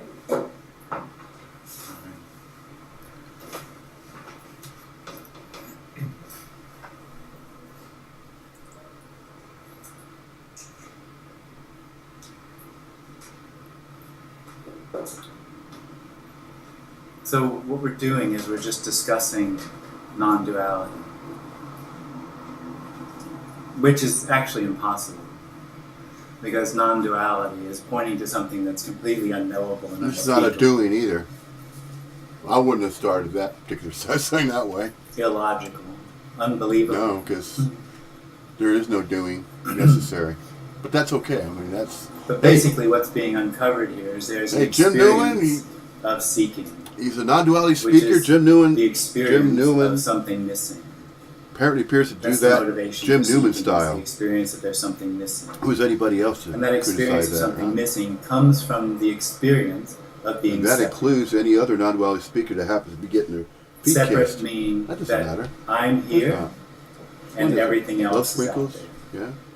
That experience is the Using certain experience words, so. of having to protect what's in here. So And message having matters, to not find how it's delivered. why it feels incomplete. That's the story of me. And the story of me is trying to repeat positive experiences, those which make us feel like there's nothing missing, But and exclusive avoid ones, negative yeah. experiences. Exclusively that. And as most of you will probably have recognized, that is an exercise in complete failure. Yeah. That it never works. Futility. That you can find a positive experience, but it doesn't last, and you can't avoid the negative experiences. There's just no way to do it. But that's basically the experience of me, the story of me. And what's being suggested here is that is a misunderstanding. That's an illusion. Not just a little bit of an illusion, but a complete illusion. And that the reality behind that, or underneath that, is that everything is already exactly what's looked for. This is perfection. Yep. This is unconditional love. Mm-hmm. And what we can do is we can discuss that and talk about that. There's really nothing here to say to anyone or tell anybody about anything. There's no message. There's no solution to the problem of being a separate person. It's a hopeless situation of seeking something that can never be found. But it still apparently appears to be a message nonetheless. You can't just But say somehow you're appearing being confronted or discussing as that, just an appearance that and there's contraction nobody there. of Yeah, you being can a say separate that in individual, a sense. the experience of But there's being still the separate appearance of a human corporeal lose. appearance, and you can't deny that. It seems that Because nobody is knowing is the a wrong separate word, but I don't know how else to say it. appearance as But a it manifestation seems like of human what's being corporeal form pointed in these to, verbal the mirrors, term non-dual, and then turn around and is say, already known. well, you don't It's really see me already here, do you? recognized. It's already obvious. You don't see a body here sitting in this chair, But do the you? You don't see experience one, of do you? being a separate individual No, covers it's it the up. knowing of that. It's an not the incredibly seeing of it. thin layer. It's an incredibly thin And there's nothing to layer do about that as well. that keeps the But you see, that reality of hasn't what been mentioned this yet, really at any is sense. covered. But that's all right. And by discussing that That's thin fine. veil, that contraction can loosen up. And what's real, what's behind it, is sometimes felt, or felt is the wrong word, but sensed. And that's what we can do here. So feel free to ask questions or not, You said or the run wrong away. word. There or are no stay. right or wrong words. Feel free If to you do say it. you can't take it back, you already said it. Whatever you do. You know, that which you stated, you can't take it back. It's already been recorded. But does that make it wrong or right? No. Does it matter? No. See? Does it matter or not matter? Neither. And yet, expect to hear reactions, expect to hear debate, arguments that still goes on. Yeah. One non-duality speaker Yeah. says or does something, apparently appears to be, What getting their this feet is kissed. Expect to hear beyond the criticism of the judges anyway. of what Judgments. me can do. Does it has matter? nothing to No, do of with course what not. me But thinks still, it'll be like. you're still going to hear it anyway. Why? Because it's apparent to happen. It's apparent to happen. It calls it nihilistic. For it as expects though some sort of enlightened. There is a amazing non-duality thing speaker that said, "Oh, well, because wait a it feels minute, that's not incomplete, necessary. Something's wrong. This is It not feels like necessary. something That's really not amazing's necessary." got to happen. Well, no, so it's it could just be complete. recognized, Imagines things like acknowledged Buddha in a and certain Jesus way and other that things up something there. should or that are should not be completely out appearing of to reach happen. of the normal individual because It's that's neither. what has to be happen to complete or fulfill that Yeah, feeling that's yeah, it goes on what's and on. missing. It'll think anything. It does all sorts of things. Of course it does. But it has no idea. There's no path. No, because it's already. The way it appears. So what I'm trying to say is that it's both, is and it isn't. So to conjure up any kind of belief or an idea or a concept and say that's exclusively the way that that is, no, you have to include absolutely everything else. But nobody knows how and why that is. And it's a certain way of speaking of this message, though. It is a message. It's a communication.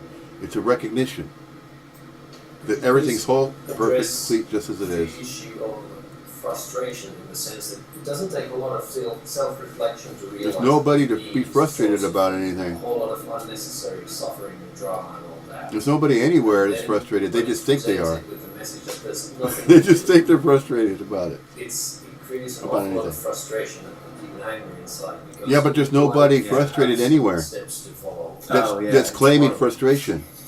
There's simply frustration. That's all there is.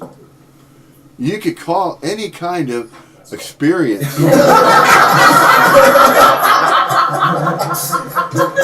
You could call any human experience Well, it is. as though it's happening to somebody, but it's not. It's just an experience. But that's not what this is. This is not about experience. This is not about separate people having separate experiences. They're just simply frustration. That's it.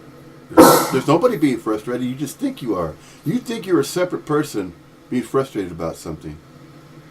And you believe you have your own life, and if your life doesn't turn out a certain way, then wah. Then you react to it, don't you? It's all The unnecessary frustration is suffering. that It really the is. Seriously. separate Seriously. experiences itself as being in control of its life, Hmm. but it can't find what it's looking for. Right. And what's being said here is it can't find what it's looking for. So that's just frustration. It's the worst. Because place it's to be, already really. being what it's looking for.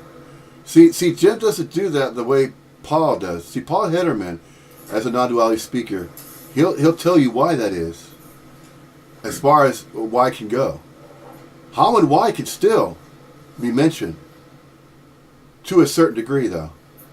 There are still hows and whys But it all depends on what is mentioned.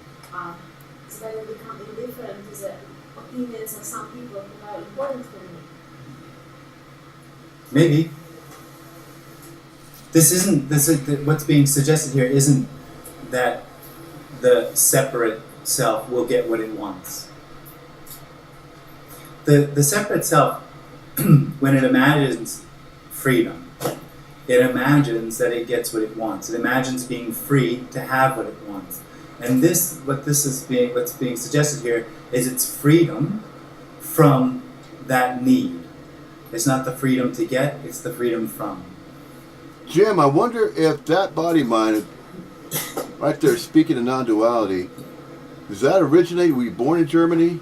And you speaking that's your first language, German, isn't it? And your second language is English. Pain.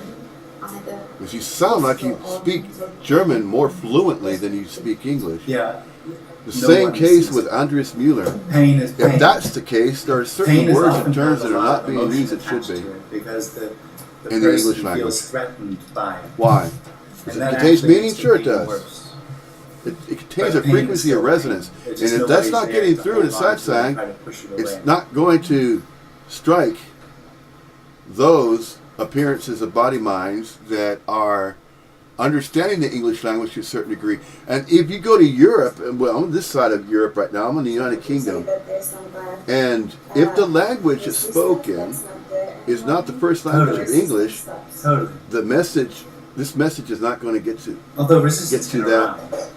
part of that human corporeal manifestation that still believes it is separate from everybody and everything else. It's not going to This happen isn't that a way. It's suggestion not that going to things happen there. get better. But that's just, again, it's a recognized. suggestion It's that the need for observation. things to get better. It's noticed. It is. It's noticed that way. But we'll see. We'll see how it goes. We'll see how it continues to happen. How it unfolds. It apparently appears to be a brand new one, and very rare. But it's not rare at all. You go to India, it's not rare. It's not rare whatsoever. See, it depends on that which is thought to be rare. There isn't anything that's rare. Of course not. What's being looked for is Or exactly common. what's happening.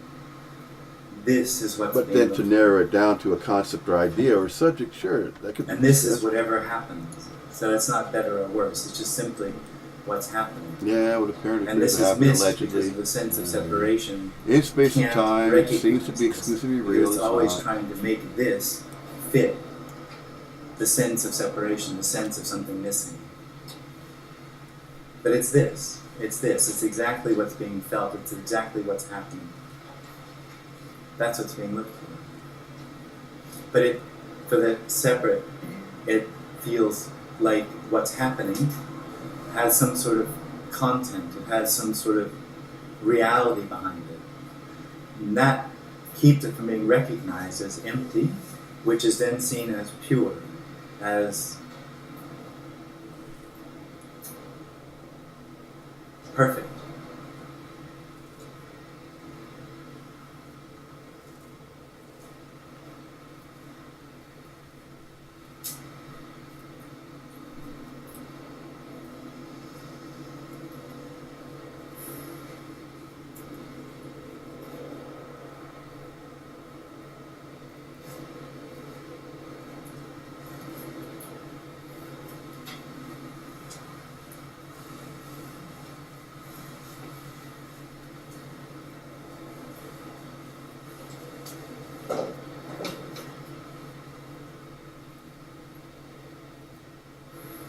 He silences. That's not necessary either.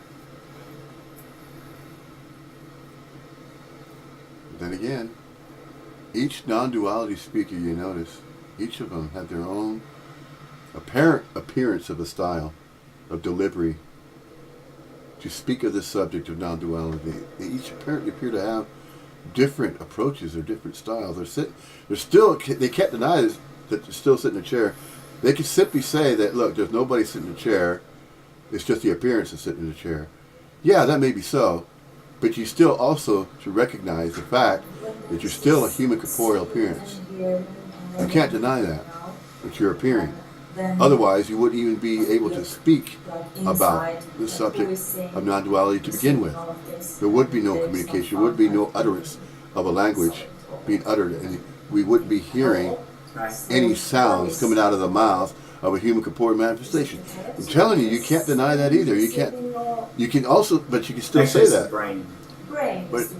But you see, it's the manner by which this You're talking about message functions. is conveyed, is described. And functions It needs are to simply be concisely a product covered. of the brain. If it's not thorough, the non-duality message of non-separation, about non-separation, needs to be very, very thorough when it is shared with others. But the When I say function, with others, the brain, with those others that the still body, believe are all and simply are convinced that they are a arises, separate are simply appearances. individual, separate from everybody and everything else.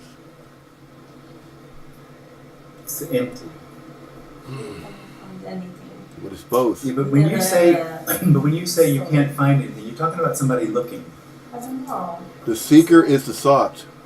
Sometimes it's somebody You can't deny that, Jim. If you deny the seeker is the sought, then you're not referring to the message of non-duality. Right. And what's being suggested here is the So why would Paul Hederman mention the seeker as the sought and when you there's no not more- recognize when there's that? no more looking, And when you're there's not no more acknowledging hearing, that. when there's no more seeing. If you're There's going to just be a what- non-duality there's just speaker what's of this happening. message, why are you leaving that out? Why are you leaving out There's the no fact more that the here, seeker there's is no the more sought? there.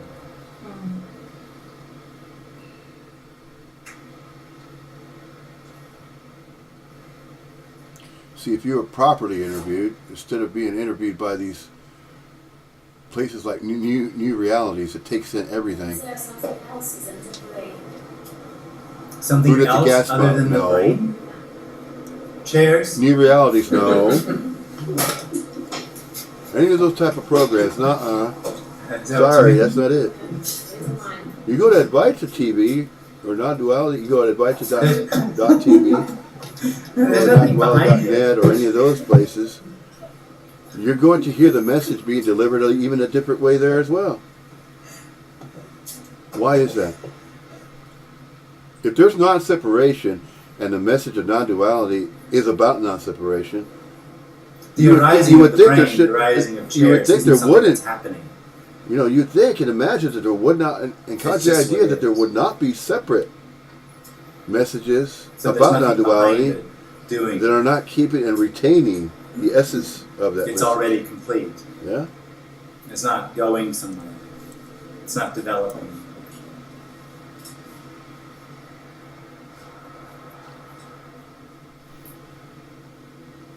And yet development apparently appears to happen anyway. Regardless, just because Jim Newman says there is no development, there's still the appearance of it. There's the apparent appearance of development. Sure there is. There's the apparent appearance of development and evolution, and all of those concepts and ideas, there's still the apparent appearance of that, because it is that and it is not that. Is there any meaning, reason, purpose behind it? No. And yet, it can apparently appear to be mentioned. And just a mere mention of anything doesn't make that about anything. See? It could go that way too, and it is. It is and it isn't, but still, it is part of the content of everything. Like it or not, agree with it or not, believe it or not. Makes no difference if it's believed or not believed.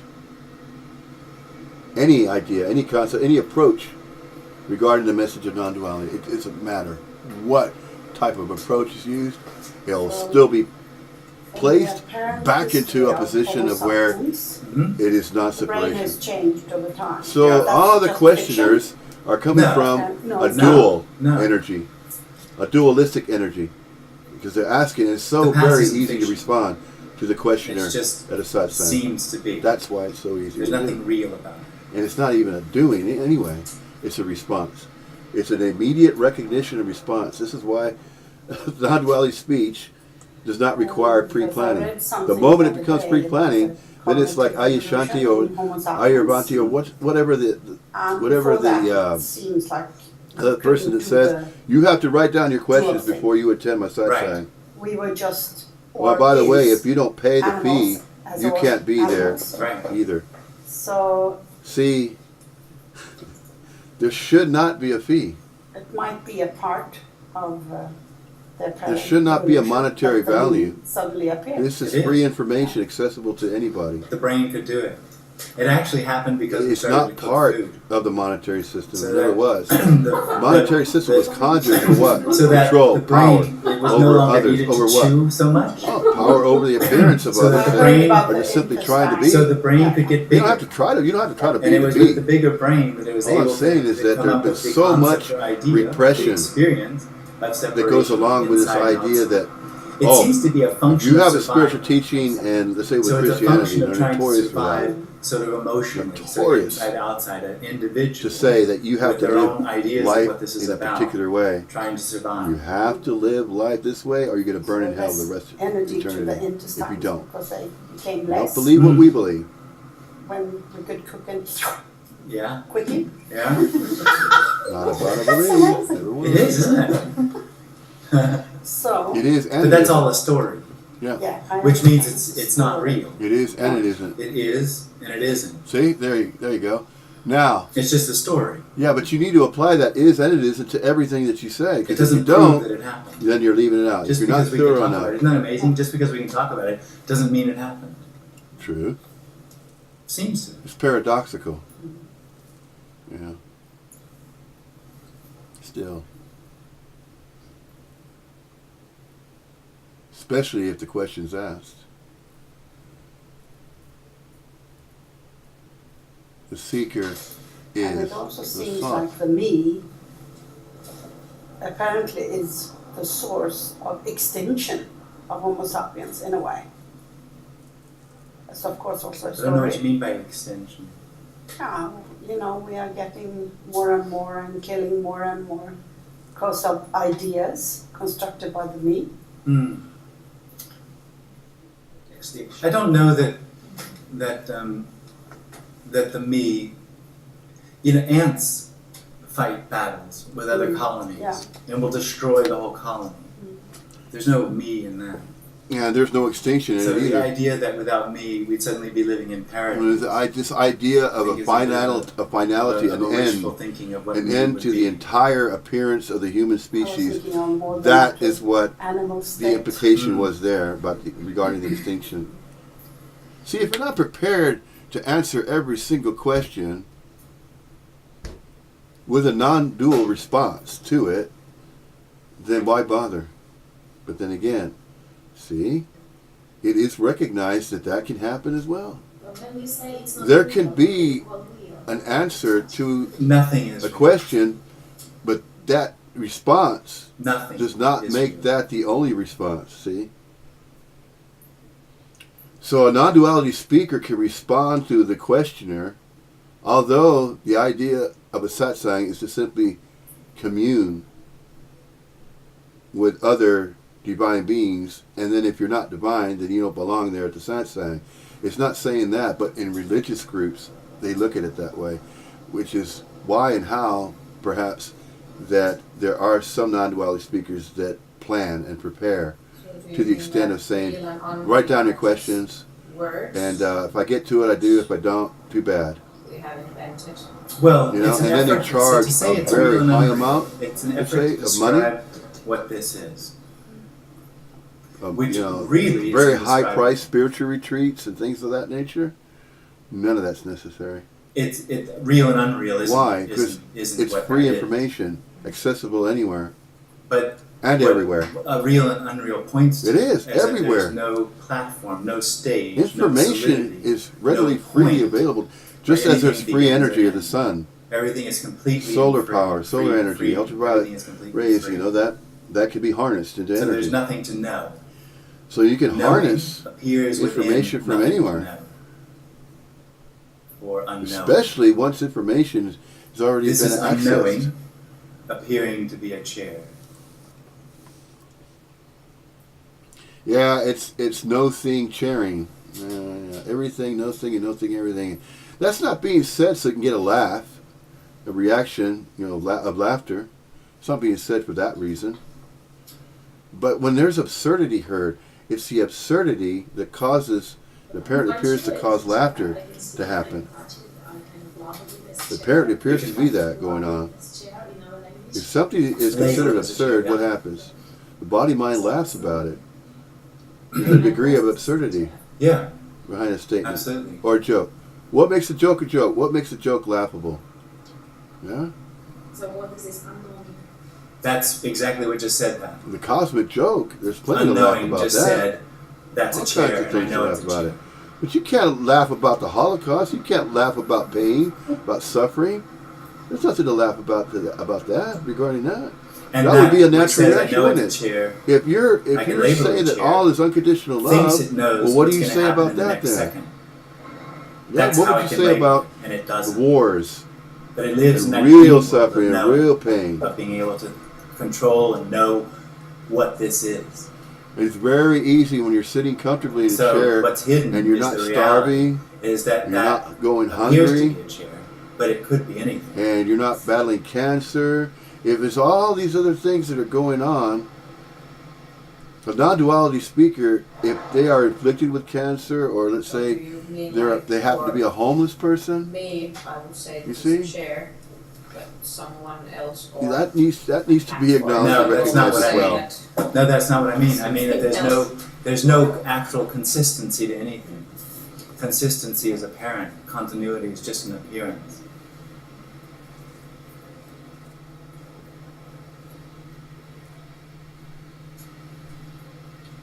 So it's not the same thing that we have just invented names for. That's not what I'm talking about. I'm talking about the fact that the invented name that you think comes from the past is this appearing as an invented name that comes from the past. Is nothing that appears as an invented name that comes from the past. So, in other words, no thing is the source of everything, Where generally speaking. Yeah, without going specifically into any particular topic or subject or a particular field of study or anything like that. That's going way back and going back to the origins of the source. I can't. And what see is the source of what's everything? Nothing. Where's it coming from? Nowhere. Everything appears There's no from nothing, that out of can nowhere. see what's real. No one You know, knows what's real. that does not make sense to the conjured self whatsoever. How can it? How can that make sense to the conjured self? It cannot. Maybe I cannot see what's real, but I can touch what's real.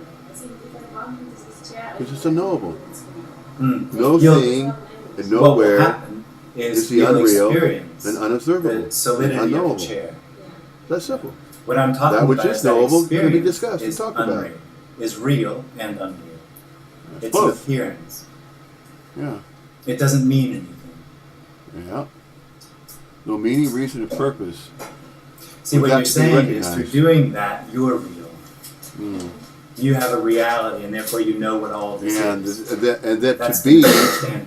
to be requires doing and knowing. Touching a chair regarding is being. touching a chair. That's just No, something that that's appears not to it. happen. All there is It being. doesn't mean anything. All there is mingling with everything else. But there is no everything else as though it's a separate everything else. It's a mingling with all that is. All that is and isn't. We're that. We're all that is and isn't. We're mingling with that. If you want, if there's a want and need to explain that message to that degree, that is the core of the message of non-duality, of non-separation. That everything's whole, complete, does not need to be added or taken away. The content of everything apparently appears to be content, is that which apparently appears to be, which is, and there's that which isn't. You cannot exclude and say, oh, everything exclusively is, without the isn't. No, you can't do that. You have to include. Who has to include? It's just the way it is, and isn't. See?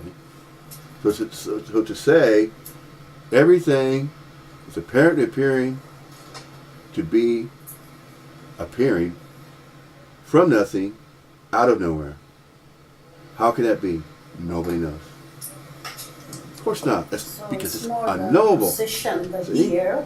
That which is And knowable me. can be spoken of. So Well, it me is. is- So it gets spoken. Here is me. Yeah, in various Exactly. languages, various It subjects starts with I, are brought up, and things of then that you nature. get am. Mm. But to begin, Yeah. speaking of any kind of subjects and things of that nature, it's not an exclusive subject that can be talked about. It seems to be. Sure it is. But that's how speech works whenever there's somebody claiming that, hey, let's talk about this other thing. Okay, well, what are we talking about now? A doing. Oh, really? Did you need to do that? Well, it seems like I chose to do something. Notice how it's going to spin now. Did I choose that? No. There's free will and choice? No. Nobody has free will and choice to do anything.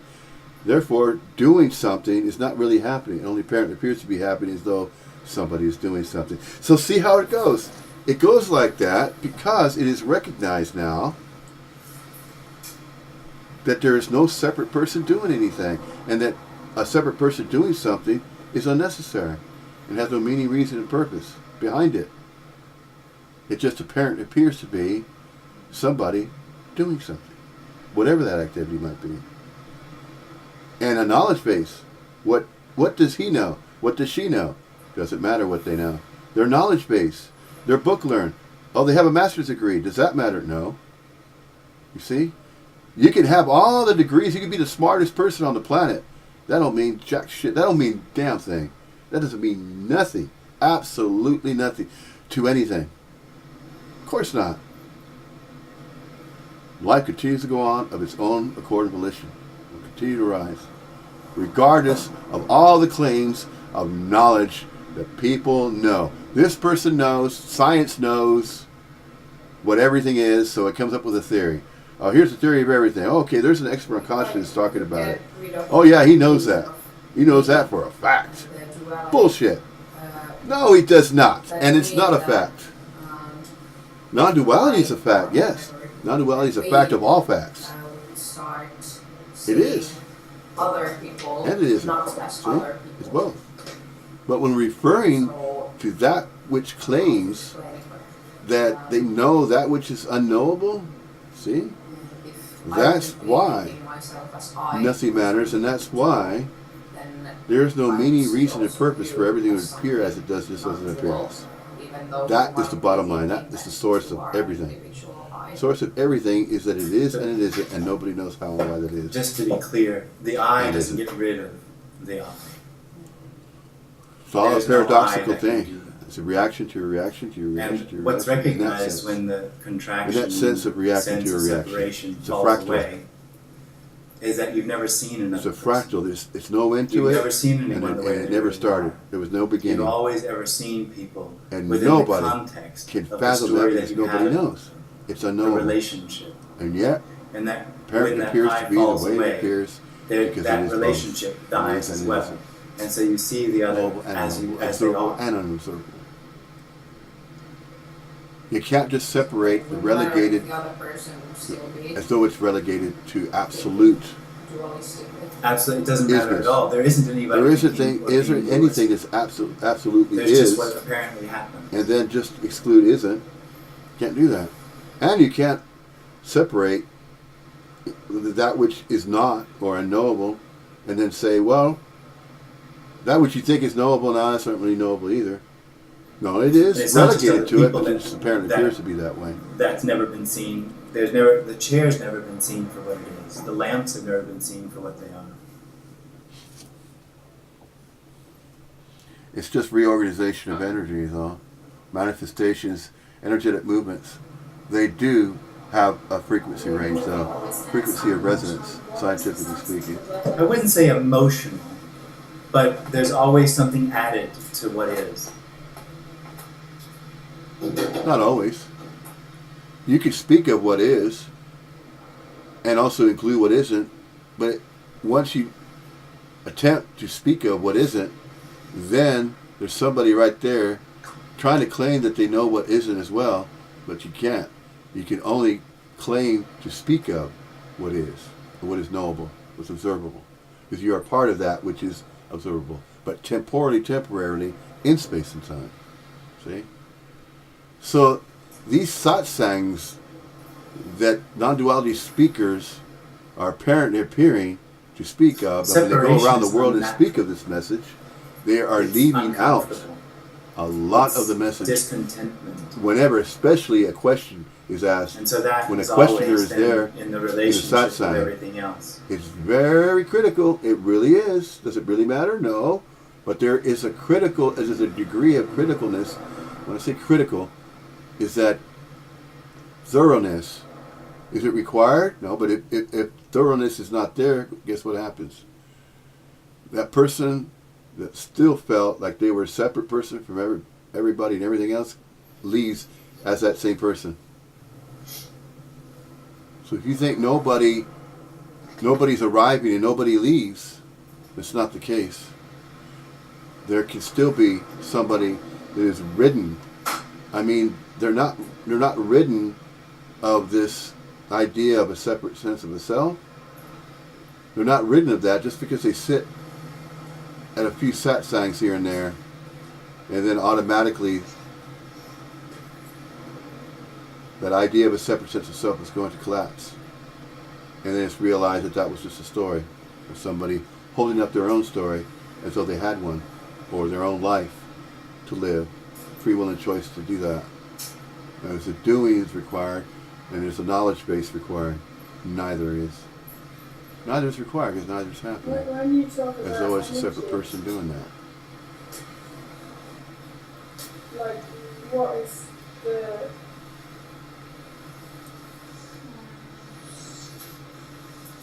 See, and there's somebody right there, there's a questioner that doesn't even understand much English at all.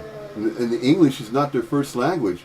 So they're so far removed, it seems more than futile to understand the message of non-separation regarding non-duality.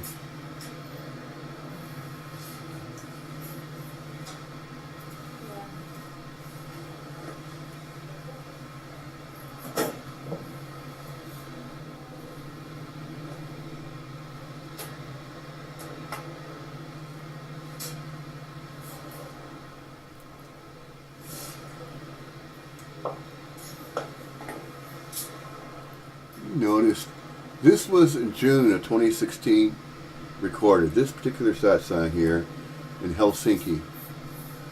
How many English speakers are from Helsinki and live in Helsinki? Don't think there's all that many. There's a certain language that's spoken in Helsinki, isn't there? And it's definitely not English as the first language is spoken there. So you see, my point is, if there's going to be a non-duality speaker that's speaking the English language, okay, then they should be quite fluent to speak that language so thoroughly that the essence of the message of non-duality sinks in. The energy is shared. There is a specific frequency of energy whenever non-duality speech is spoken. There is. Just as any other language carries a certain frequency of resonance. Truth carries a frequency of resonance of itself, but there are different types of truth and different frequencies. Just as there are different radio stations broadcasting certain content and programming. Before they come. But still the earth is there. And it's some kind of attachment to emotional bodies. Okay, so that was 2016. Now, if we are to go to the most recent one, you notice the difference between this one back in 2016, where there was a lot more silence, and a non-duality satsang with Jim Newman. Okay, that happened in 2016. There was a lot more silence there. Now notice the difference between how the satsangs were there, and then notice how they are now, 2019. 3 years later, you notice the expression, it has changed. Okay, so if a non-duality speaker changes the delivery of the message, what is that an indication of? See, you don't see the consistency there because it's a fact. If non-duality is a message about that which is a fact, that doesn't change. It doesn't. Non-separation isn't anything that changes. In other words, the subject regarding non-duality, about everything that is and isn't, it remains consistent, just as it has in the Upanishads for thousands of years, embedded and hidden within the Sanskrit language. So the language of Sanskrit, and those who spoke and wrote it, can now carry the essence of the message regarding non-duality.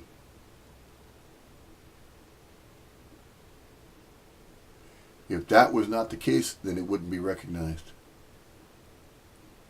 It wouldn't be recognized, and it wouldn't be mentioned.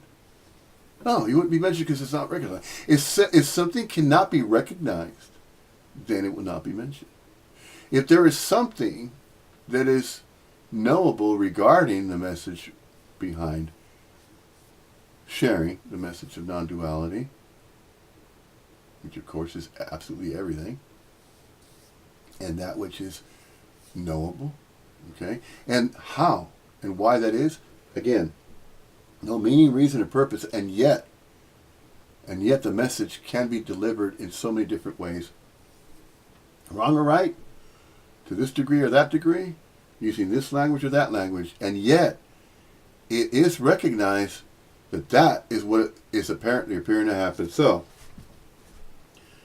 there's proof right there. You just saw where this particular, we're just referring to him. Again, we're not picking on this particular non-duality speaker, but yet, notice, is there consistency there?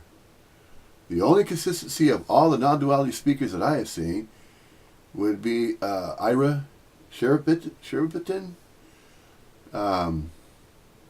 because he goes back to the direct translations of the Upanishads from the Sanskrit versions and directly to English. And he just focuses on that. And those are very, very, very, very strong, how can I put this? The essence of the message of non-duality appears to be more thorough there. Now, if they're going to apparently appear to be the collapse of a separate sense of self that had once walked into a satsang and left with that realization, with that recognition that they are not a separate self. They walked into the satsang believing that they were a separate self with a birth name and birthright, and they believed they were a separate person, separate from everybody and everything else. They walk into a satsang, and if they walk out recognizing that nobody actually walked in to begin with, then there was an effectiveness that happened there. Then the energy was shared, and then there was a recognition that happened. It can either happen or not happen. Doesn't matter if it does or does not. And yet, there is a course that apparently appears to run through a satsang. There's this course and an energetic movement, and depending on how the message of non-duality is delivered, it will be analogous to the reactions of the attendants. They're not really there as separate people, but there will be a noticeable difference and change. And so just by examining that and recognizing that is pointing out the difference between, okay, I'll give you an example. Paul Hederman, consistent for many, many years, and he hasn't really changed the message of non-duality, because the message of non-duality is changeless. It doesn't change. It's still a fact, not two. And the manner by which that is described is consistent in the Upanishads. See? But that's not a teaching. And yet it was turned into a teaching because why? Those gurus that went through the Upanishads and the Advaita Vedanta used traditional methods of acquiring that information, which is how and why various spiritual practices sprung up. They just apparently appeared, and they sprung from that energy of the message, that frequency of resonance, a message of that type of energy that's associated with it. It's the same kind of energy that causes the appearance of everything to appear as it does. It's that same kind of energy. But to what degree is the recognition there? See?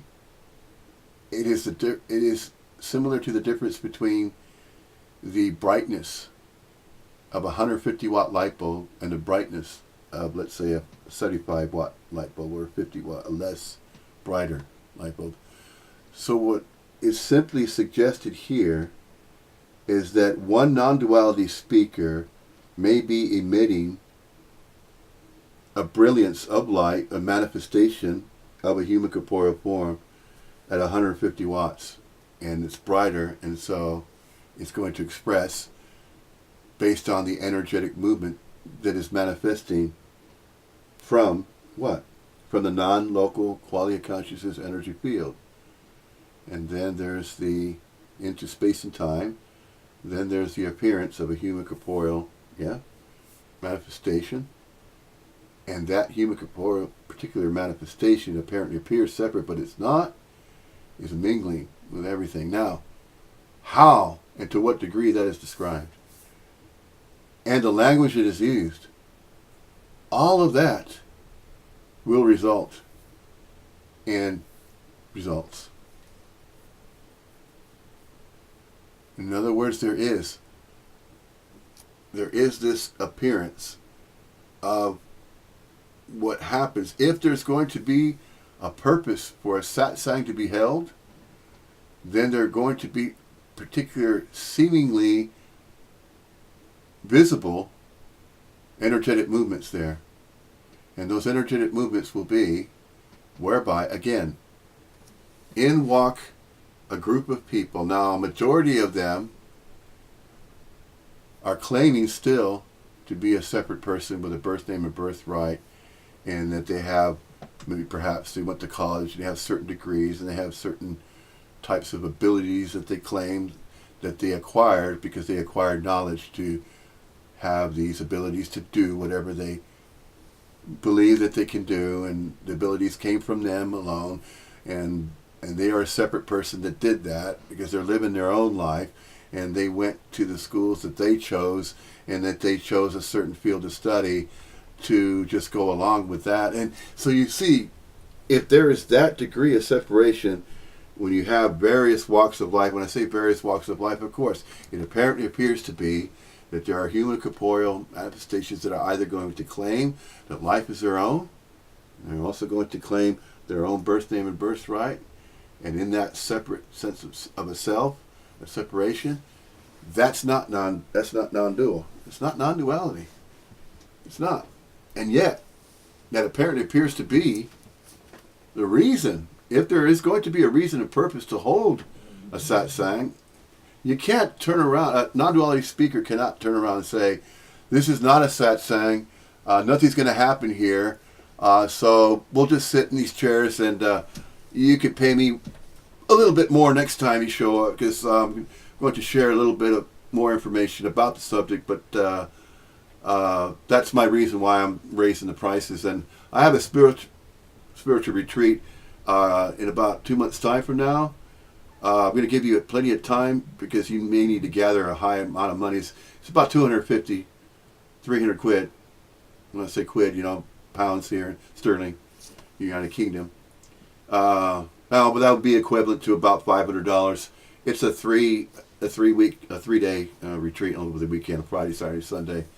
And so within that spiritual retreat, by the way, I will have one-to-one satsangs with those people that dish out another extra 25 or 30 pounds, because it's taking my time. I'm having to come out here, okay, I'm doing this satsang for people, and it costs, I have traveling expenses and these type of things. So that's why I'm going to justify that I have these fees. And also, by the way, I'm working on another book, and that would really help tremendously. So you see, it's just that same thing again, all over again. It's that same thing, and it follows just the same way, very similar to all the New Agey ideas and the New Age and the spiritual teachings, the New Age concepts, all these different things that are pertaining to some type of teaching. Okay, so I'm offering you some type of teaching now. I have a doctorate of divinity, this, that, and the other. So a teacher is going to claim that they have and have possessed a certain degree of knowledge about a particular subject, and usually the subject matter is a spiritual teaching of some kind. So you see how it goes. Oh, I have this meditative practice that I know. Oh, I know Reiki. But if you want to go to this retreat, and I'm holding this talk, and I talk about that subject, I'll tell you how much it costs, and I'll tell you what, I'll email all the information and let you know about that. I'll get back to you on that. Sound interesting? Oh, great. If it is, okay. That's not what this is all about. As far as life is not lived for anybody to turn around and start charging a monetary value for something that is free. It's just like the air that we breathe. That's free, right? Nobody's charging for that, are they? Of course not. I'm telling you, if there's some countries that could charge for that, they would. So, see, it all depends on the perspective, doesn't it? The outlook. The outlook perspective from where? No, from all perspectives regarding everything that apparently appears to be going on. If there's a perspective, and if there apparently appears to be somebody somewhere that believes that they are a separate person and that life is to be lived the way that they choose to live it, they have free will and choice to do so, and also that they are a separate person from everybody and everything else, then why bother? You see? Why bother criticizing and pointing fingers at all these other, what apparently appear to be groups of people that are going off and holding satsangs, and they think something's going to come out of it, or they're going to get something out of it. Nobody gets anything out of anything. In other words, life It's just simply life that is lived through these appearances of us. And again, when I refer to us and we, human corporeal manifestations. Now, what is really amazing is that the variety of these manifestations is just as plentiful in its infinitudinal complexification, because, notice, it will never apparently appear to ever happen, never, that all human corporeal manifestations are exactly on the same level of understanding, comprehension, no matter what language is spoken. This is too much what? There's too much separation already apparently appear to have occurred to that degree. So, is there a balance where the message of non-duality is coming up now so that it could balance out everything? No. There is already balance. So you see, that's why there's no meaning, reason, or purpose to hold a satsang. And that's why there's nobody there, and that's why it doesn't matter how it's delivered. So now, it could go back to that, to say that, oh, well, this non-duality speaker, I noticed, he's silent. He was back in 2016. He had his birthday and birthright of Jim Newman. He just so happens to have a certain way of delivering the message of non-duality. None of that matters, again. And yet, it can apparently appear to be pointed out. So, it's pointed out. So, an idea is entertained. Yeah, so what? Does that idea that's being entertained mean anything?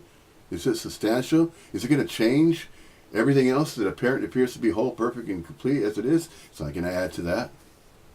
So, any manner by which, and any style by which the message of any subject is shared, that doesn't matter.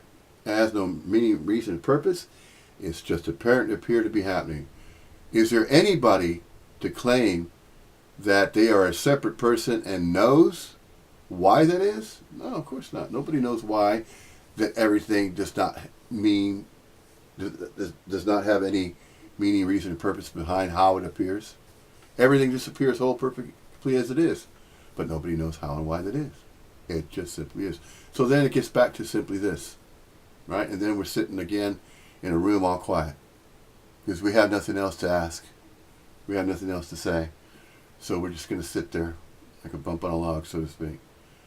We're going to sit there in silence for the remaining of the satsang. I'm sorry, it's coming up on 3 p.m. This is a 2-hour satsang. It started at 1. We took a break.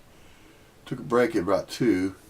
So if you still want to hang out with this non-duality speaker, we're going to go over to Costa Coffee Shop after this. So you guys make up your own mind. So you start talking back the same way like everybody else, most everybody else speaks of saying, yeah, I am going to go over there because I want to have my favorite kind of coffee. See, and then I'm going into my car and I have my job I got to go to tomorrow, Monday. It happens to be a Sunday, right, or a Saturday, Sunday. So now I have to go back to my job. I mean, I'm going to go home because I have a life to live over there at that house, my house, my home. I have my life to live. And so you see,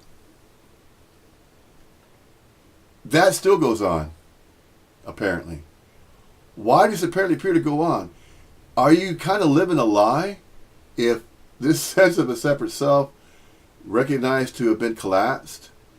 So are you living a lie if you already recognize that, and yet you go back to work and you act as though there's somebody sitting at the chair and somebody has a boss and they have a job, and that this is my job that I have to go to work, so I go in my car and I get in my car because I have my keys and I have the keys to my house, but I have to make sure I lock up my house. See, all the mindness, this claiming in mind, that still goes on.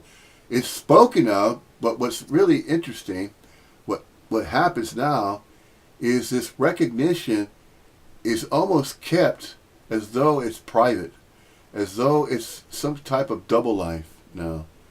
It's as though non-duality speakers are living a double life, in a sense.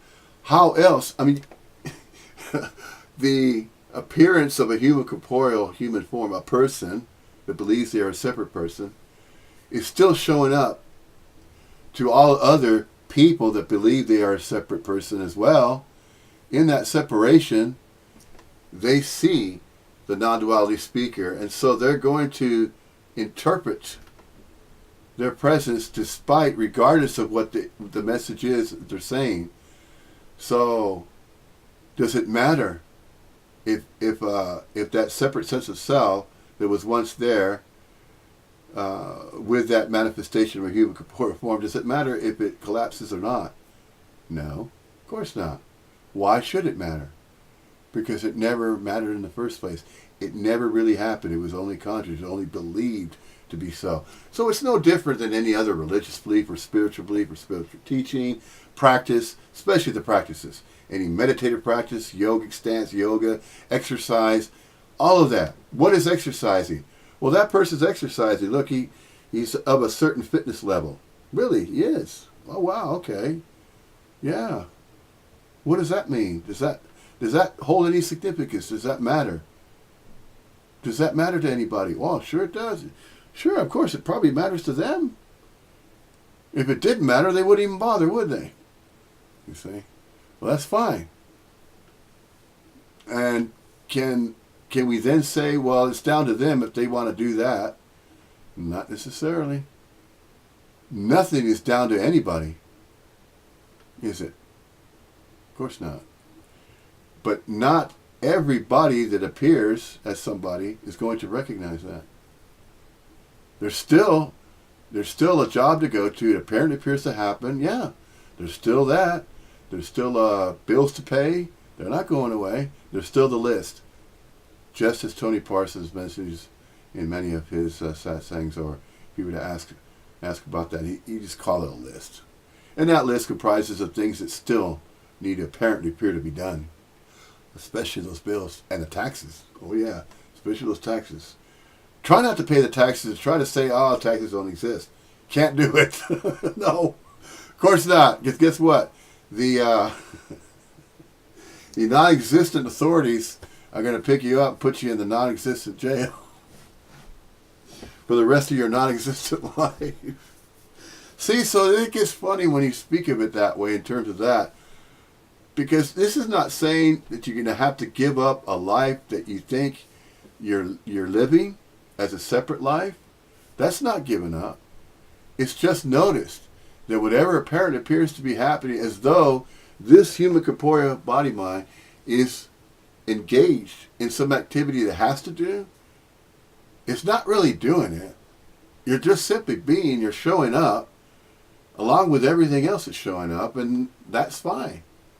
There's nothing right or wrong about it. Just apparently appears. So it's an alleged appearance. That carries on. The only difference now, if that collapse of a separate sense of self if it happened as though it was an event, it really was a non-event.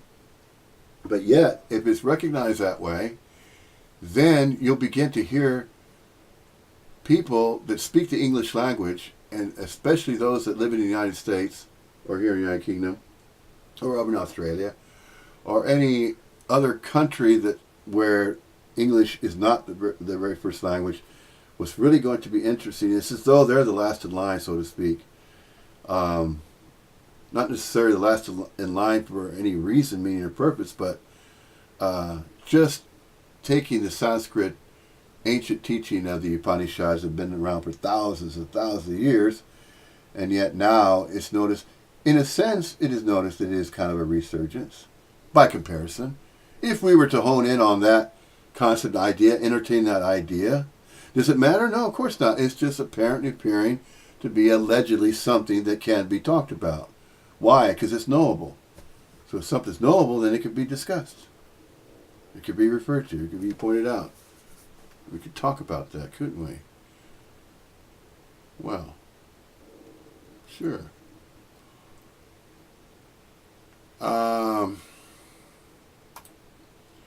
So if I go here, and I go right there, and I bring up the latest one, we can kind of review that again, because now we saw earlier an example of a 2016 Helsinki satsang held with the birthday and birthright of Jim Newman, who's a non-duality speaker. He's over there, I think originally from, is it Belgium or that area of Europe, near Germany somewhere.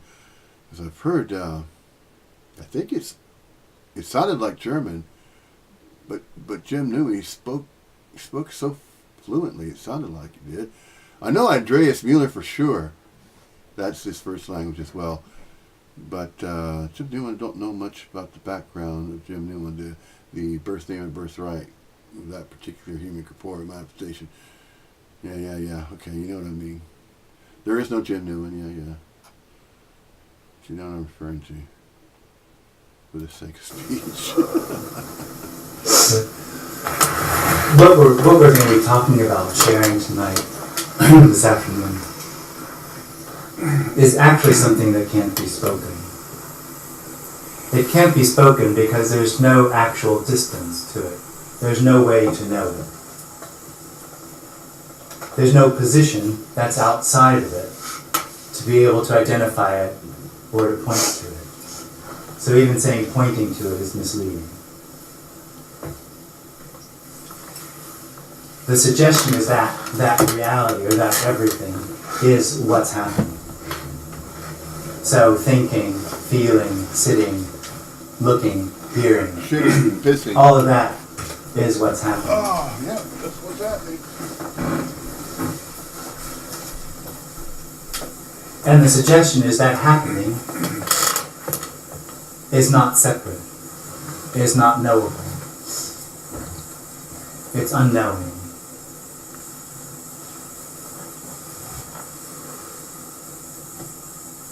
That unknowable, non-separate, everythingness or absolute is because it is no other, complete and whole. It's fulfilled. This is fulfilled. This is fulfillment.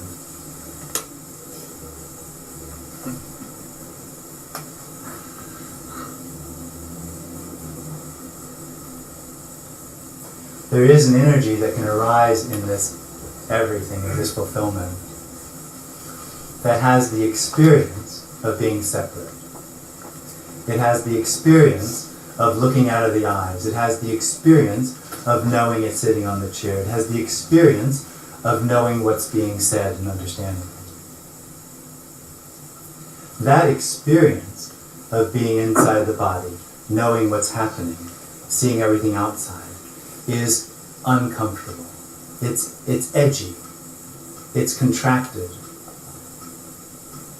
And that contracted experience begins then seeking for, or is the energy that seeks fulfillment.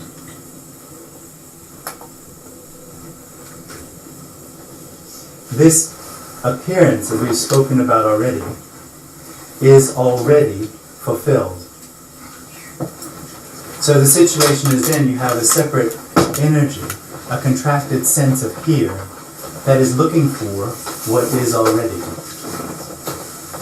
Moreover, that contracted sense of here is also what is also fulfillment, appearing as a contracted, Just unfulfilled mingling. energy. That's all it's doing. It's just a mingling. It's a So mixture. it's It's a seeking for mixture. what is already. It's a mix. It's a mixture. It's seeking for the end of separation. It is truly seeking for the end of seeking, which is the end of itself.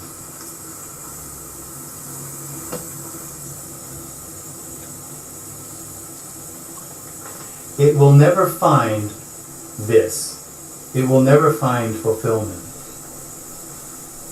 Because fulfillment isn't separate. It's unknowable. The seeker is still the sought, though. I have yet to hear Jim Newman acknowledge that. The seeker is the sought. Is that a lie? No. But why not mention it? Why Paul mentions it, no other non-duality speaker mentions that? Is there a reason? Oh, is that the decision upon the listener of this message of non-duality? Is it based on whatever they decide, and whatever that decision is, okay, well, that's the decision, or that's the answer? See, if there was a message to be shared, right, and let's say it's shared in a certain language, it happens to be English, it would be logical, wouldn't it? It would be logical to not necessarily expect, but there would be a consistency of the actual message of non-duality being shared. If it's spoken of and using the English language, you would hear very, very similar pointings or examples using the English language and using words.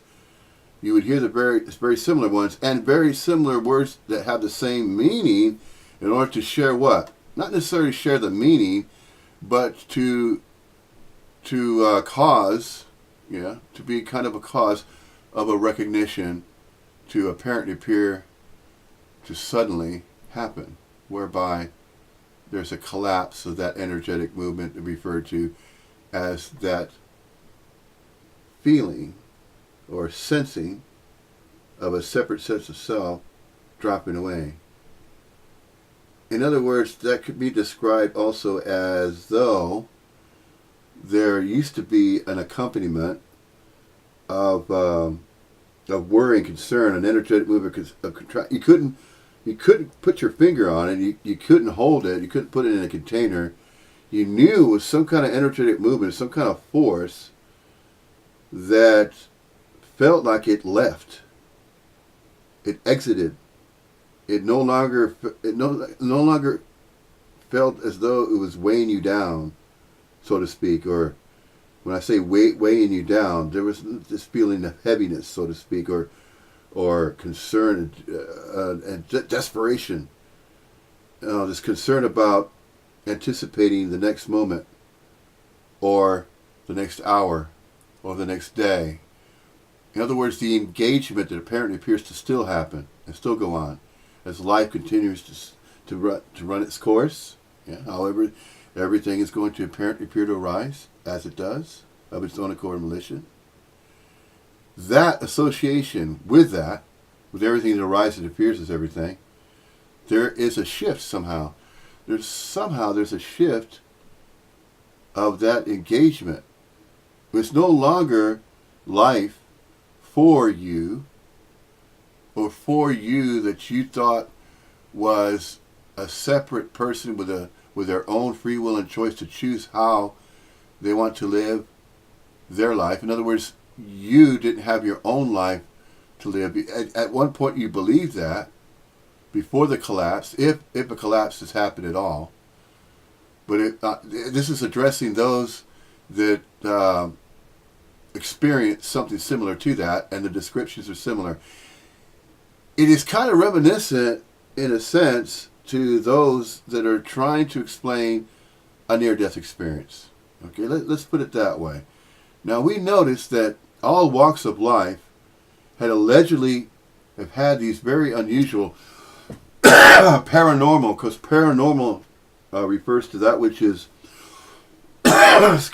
beyond normal. Okay? And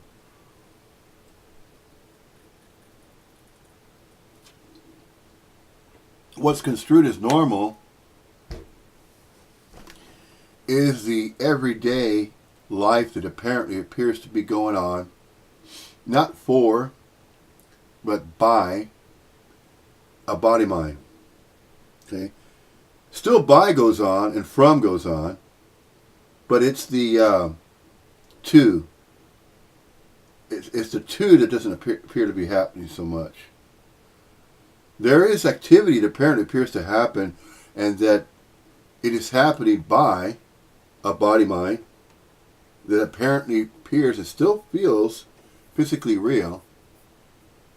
In other words, this right here, by the way, this is not no thing fingering. rubbing fingers together. No, that's not it. We're referring to inanimate objects that apparently appear to be inanimate. You can't say that about the body. Can be apparently appear to be bodying, no thing bodying. Yeah, but it's a whole body. But when you start separating the whole into different parts and then you give it a name, you cannot. At the moment you try to do that, it doesn't make any sense. And it's not meant to make any sense, but just listen to certain statements that are stated in your own language that you're most familiar with. And we're, of course, going to consider that those viewing this particular satsang speak the English language, this satsang review. Now, these satsang reviews were simply another way to examine regarding the message of non-duality, but go into it in a very thorough manner and call it non-dualism research. If anything is to be researched, what goes on at research facilities based on what is being researched? The subject that's being researched. Let's say there are all types of research foundations, of course, that exist. This is not the appearance of somebody that wants to create a non-dualism research foundation either. So I hope you realize, those that may be viewing this, that that's not what this is. There's no purpose. That is not the purpose, and there is really no purpose, meaning why this is going on. If there were, though, it would be simply to notice whether or not there have been the recognitions of the collapse of a separate sense of self that seemingly happened after viewing a satsang presentation like this off of YouTube or attending one whilst the body-mind apparently appeared to be mingling with that area, let's say area of space where a satsang is being held. Of course, they're just bodies that are appearing to walk around, sit around, go to restaurants, go to places, apparently appear to be going places, but it only apparently appears to be happening that way. Why? Because of time, space and time. And it's all that apparently appears to be happening is temporary anyway. It's temporally temporary because it's all apparently appearing to be occurring as a happening in space and time. And simultaneously, it is recognized that we, as human corporeal manifestations that could hold conversations like this using a language such as English, communicate and refer to what? That which is knowable, that which is recognized as that which can be knowable, but none of the doings and none of the knowings that it's associated with, let's say, attributed to a separate person that knows something. No, the knowledge base I'm referring to is that recognition. It's taking cognition and just turning it into just a recognition without knowledge required to know that recognition's happening. In other words, to recognize something is similar to a type of an energetic movement, but it's not a happening. It apparently appears to be an ability that nobody has, if that makes sense. See, to claim that you are a separate individual person with free will and choice to decide how you're going to live your life, because you are living a life, in that sense of separation, there's nobody that can recognize non-duality speech or understand it or comprehend it even anywhere near comprehending the message of non-duality, because there's still apparently appearing to be happening what? A sense of separation, a sense of a separate self. A sense of a separate self will not understand this message of non-duality, that everything is not separation.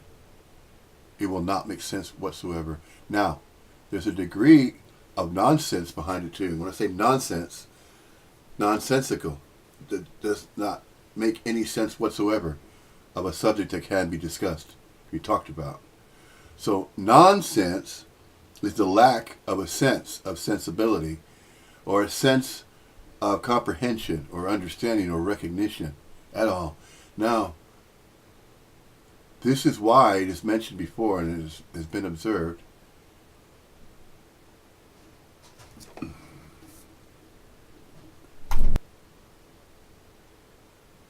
Okay, now let's check out Ira Shapetin.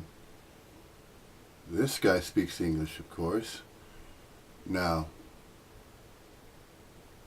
he's one of the only ones next to Paul Hederman, as far as not necessarily the heavy hitters, but the ones that have the full flavor and thoroughness regarding the Upanishads, the Advaita message of non-duality.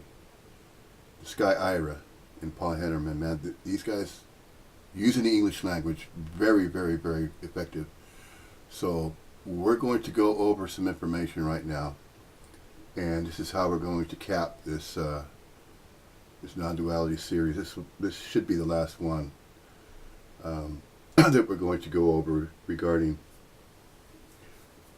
the satsang reviews. This will be the final satsang review, because this is one of the best satsang reviews next to some of the best that have been featured. Jim Newman, Tony Parsons, Richard Sylvester, Paul Hederman, Andreas Mueller, and this guy. This guy's really, really out there. As far as regarding out there, he really has the full flavor of the Upanishads, the non-dualistic teaching, and you'll hear it. Those who may be viewing this, if you have a full grasp of the English language, it will make a lot of sense to you.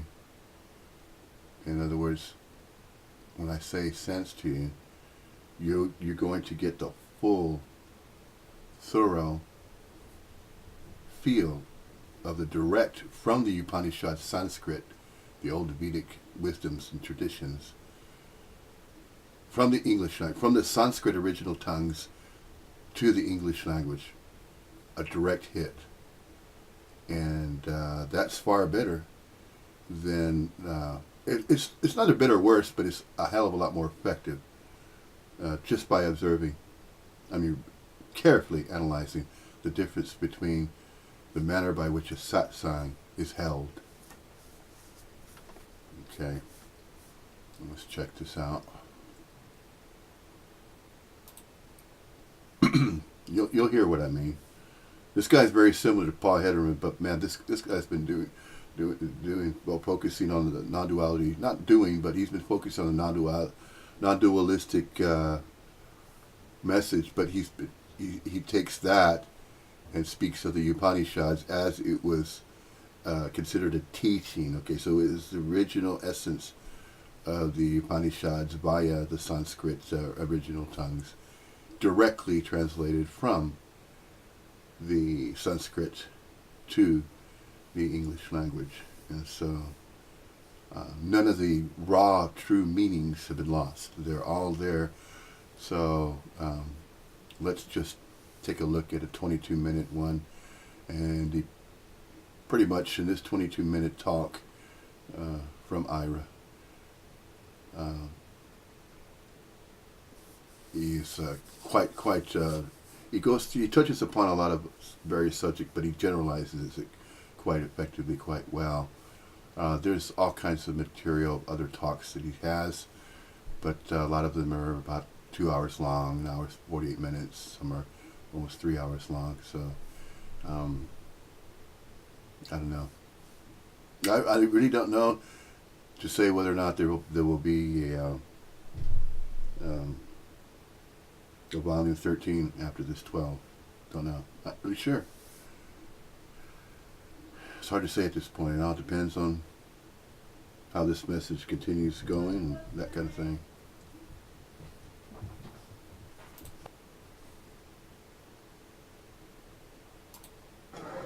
So, my general impression so far in the group meeting today, we started off with Nico. He had this great idea.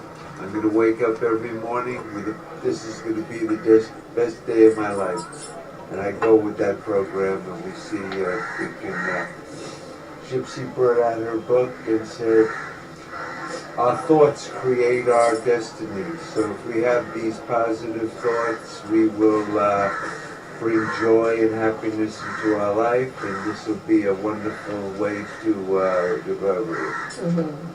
Then we had Bjorn, and he held up a book and said that there are 112 different little techniques that immediately we can know who Shiva is, and this is what's recommended because when you know who Shiva is, there's a big benefit to that. So here's the 112 techniques, and they're very simple. Experiment and you'll see for yourself.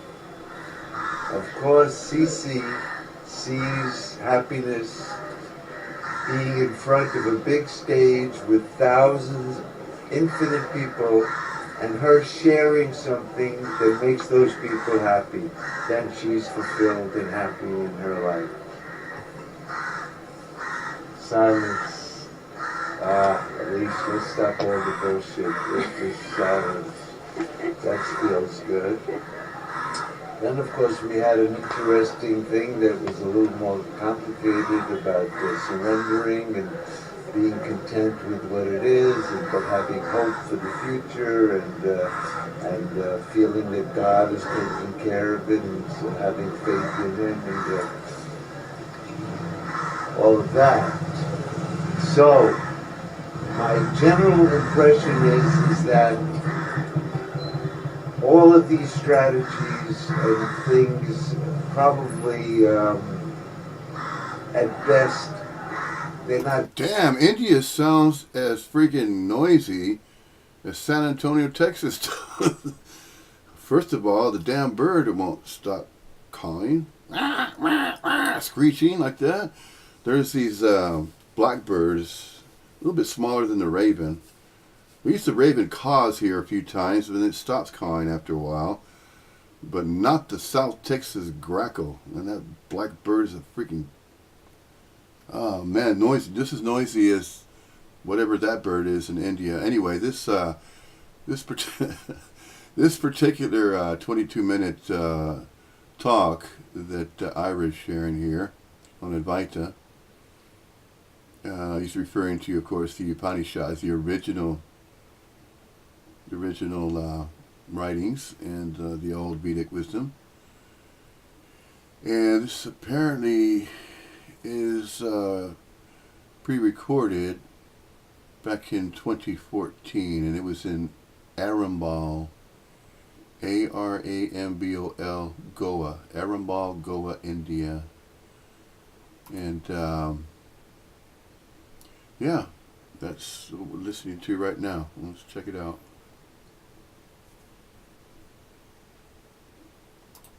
Very useful is my take on it. I mean, yeah, you can have positive attitude is my take on it. Probably at best they're not very useful is my take on it.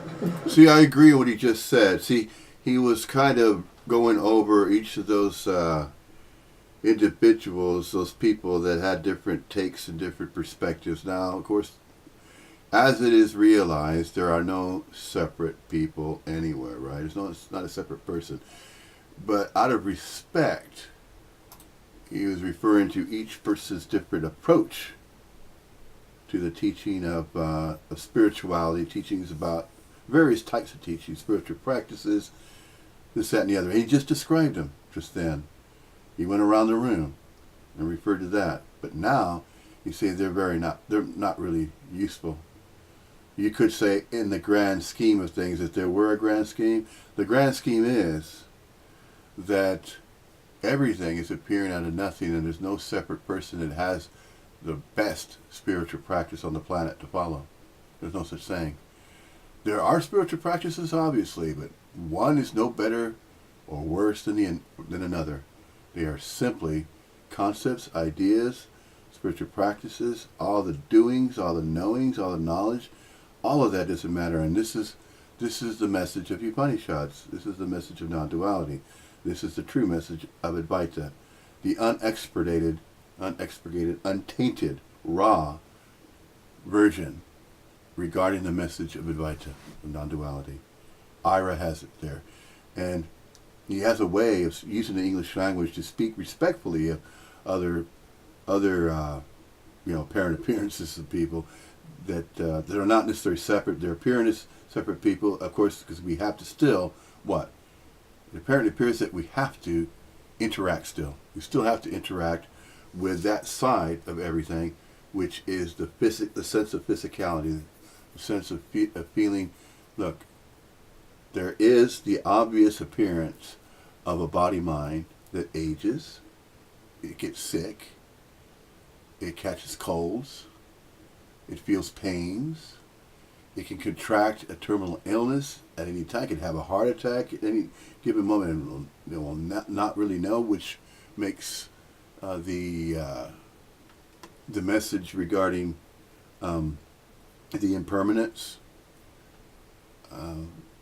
it emphasizes regarding, that factor, to factor in the impermanence of all that is. Although we are not separate individuals, and although we're temporary here, then in that temporariness there is aging, there is pain, there is suffering to some degrees. But if there is nobility, if there is a sense of recognition, all of the appearances, of course, and the sensations of pains and illnesses and all of these things, they could be handled in a different way now. In other words, it becomes more tolerant rather than not realizing that we're not separate. In other words, in separation, there's somebody there that's really going to feel, and they say, well, what did I do so badly in my life to now things are not going my way? Now I have terminal cancer. What did I do so bad? Oh, maybe I did something really bad in a past life and now I'm paying for it. No, that's not what's happening. What is simply happening is that this temporariness that's attributed to the side of that physical realness, although it's temporary, it's just simply the appearance of a course of energy that's running through the same course, except it is finding different channels to travel, and those different channels are based on what? The obvious environment, first of all, is one. The environment is the genetic signatures of RNA encodings of the body-mind manifestation that determines partially determines the indeterminate duration of how long there's going to be the energetic principle, the animating principle energy, which is what we're comprised of. We're comprised of that non-local quiet consciousness energy, and then manifesting, making an appearance as a unit of local quiet conscious energy. It is temporary. That's not to say that we're physically real and finite beings, and that we had a beginning when we were born and we're going to die and end. No, that's referring to the embodiment. The embodiment is going along with that, which is simply a manifestation making an appearance, and it's going to exit and leave that time. It's going to exit and leave time in a sense. Time and space, that part of us which is projected will leave. We're still non-local quiet conscious energy. Now, what is not known is if there's going to be any degree of consciousness. Now that the body-mind is no longer manifesting an appearance of a human corporeal form from non-local quiet consciousness energy, which is non-local quiet conscious energy field, without form, projecting form into space and time to appear for an impermanently indeterminate duration in space and time. And still, we're not of space and time, the source of what we truly are, which is not a whom, it's not a separate person, it's It's not a separate body from everybody and everything else. That's how we're not a whom, we're a what. What are we? Energy. What kind of energy? Non-local quality conscious energy. With what? With everything. With everything that is nothing. That nothingness side. The void. Now, nobody knows what happens though. Once the energy is no longer manifesting, and then returns to what? Returns to everything that is originally no thing, out of nowhere, that appears as everything, as everywhereness. But that traveling, the sensation, the experience of whether or not it's a journey, could be similar to the near-death experience, could be, could not, might not be. What is being described by near-death experiencers are referring to various ways that apparently appears to happen. Apparently appears to happen some type of transition of energy. And the transition apparently appears to be based on all the different reports from all different walks of life, different age backgrounds, different bodies, different places on the earth, different beliefs. All these various differences, they all share one thing in common. They refer to light. They refer to some kind of tunnel.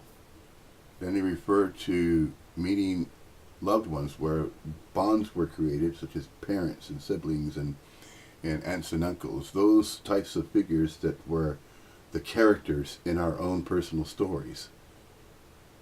Before that recognition that we are one, we're mingling with everything that's appearing. So if that's the case, everything that's making an appearance is relegated to that which could be witnessed in visibly observable mirrors and that kind of thing, the manifestation.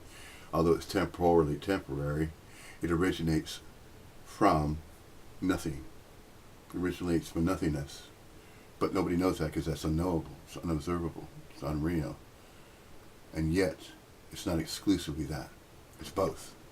It's both the manifestation, it's both the temporariness, it's both the temporal temporariness and permanence. Plus, it is also that which is unknowable, unseen. So, whatever's contained within the unknowable, if there is some type of beingness or existence on some kind of level, nobody really knows that, but they try. There have been attempts to describe what's going on that side. It's been unknowable all along. They're trying to come back, and many have returned that have had near-death experiences, but not full-on, full-blown death experiences, and then come back all the way to report exactly in their own language and in their own way an interpretation of what's in store and what awaits every single human corporeal manifestation that is currently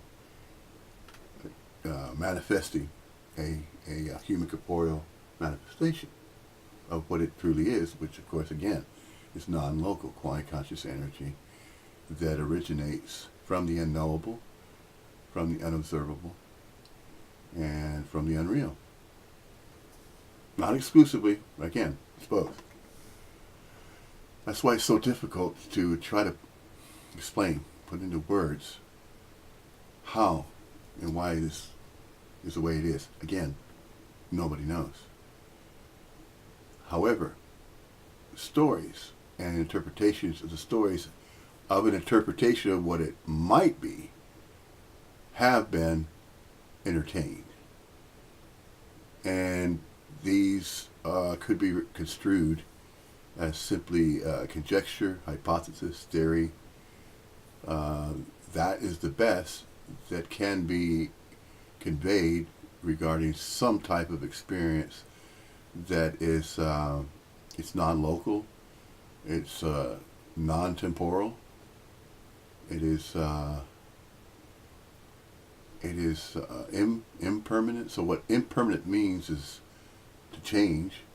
Permanent, of course, is no visible change, but nothing is permanent.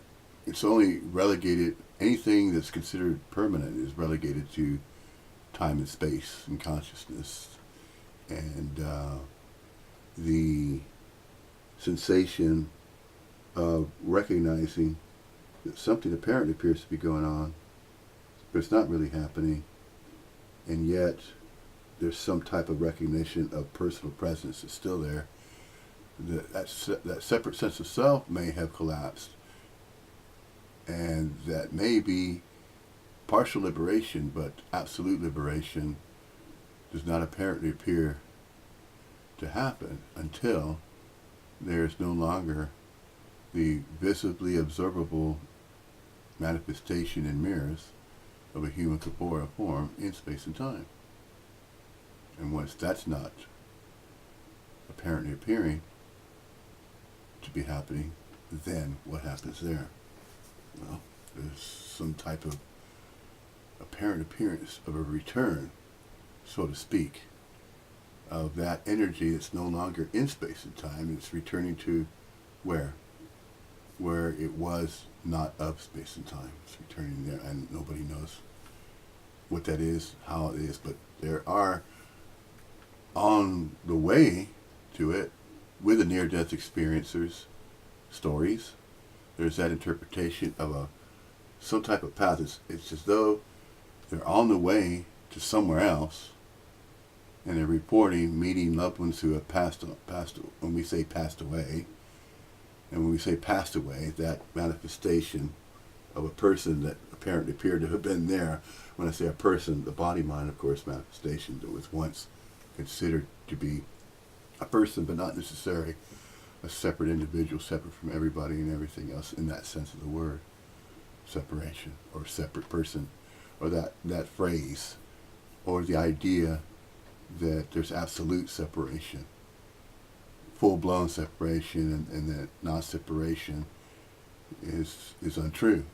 There's nothing to say about it, but there's plenty to say about non-separation, because that's Advaita. But it's so paradoxical, because the mind of a body-mind manifestation has been so accustomed to what? So conditioned to believe in only that which it had been sensing through the five gates, and then had been taking life to be its own, with its own free will and choice, in its own manifestation of embodiment, and that sensation of feeling physically solid and real. It was a mistake all along. This is why there's that sensation or idea that something fell away, somebody fell away. It felt like an entity of some type that was sharing the body with. In other words, that me that was sharing this body was not really me, but it was a different version of me that was taken to be separate, some type of entity. And this is why it's referred to the mental thought system, the parasitic movement, that type of thing. And yet the seeker is still a sought, and whatever can be perceived is not what's perceiving. So what that means there is whatever could be imagined and thought of in the mind of a body mind is not what's perceiving. So the perceiver that claims that they're a perceiver is directly originating right there from the eyes of that manifestation that facilitates sight. But that's not who you are. It's not what I am. You are not that, and I am not that. All that is a manifestation. It's an appearance. But what we are is the non-local quantum conscious energy. That's what we all are. But it is more difficult to recognize that if so many years were spent, or seemingly spent. Can years be spent? Can time be spent?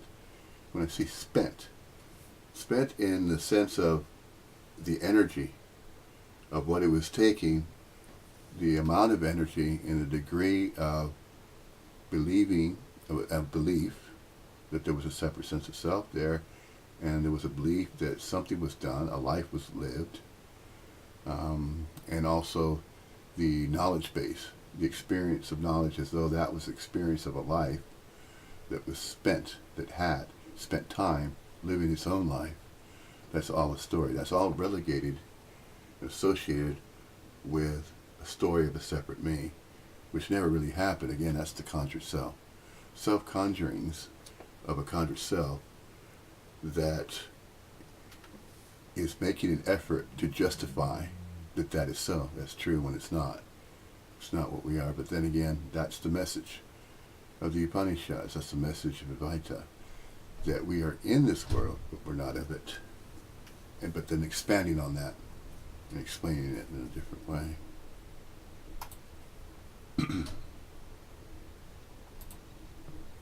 You can have positive attitude and wake up, but shit, some guy's gonna rob your camera and all of a sudden you're at the police station or fucking and your positive thoughts, and all of a sudden the doctor says, hey, we see something on the MRI. What the fuck is that about?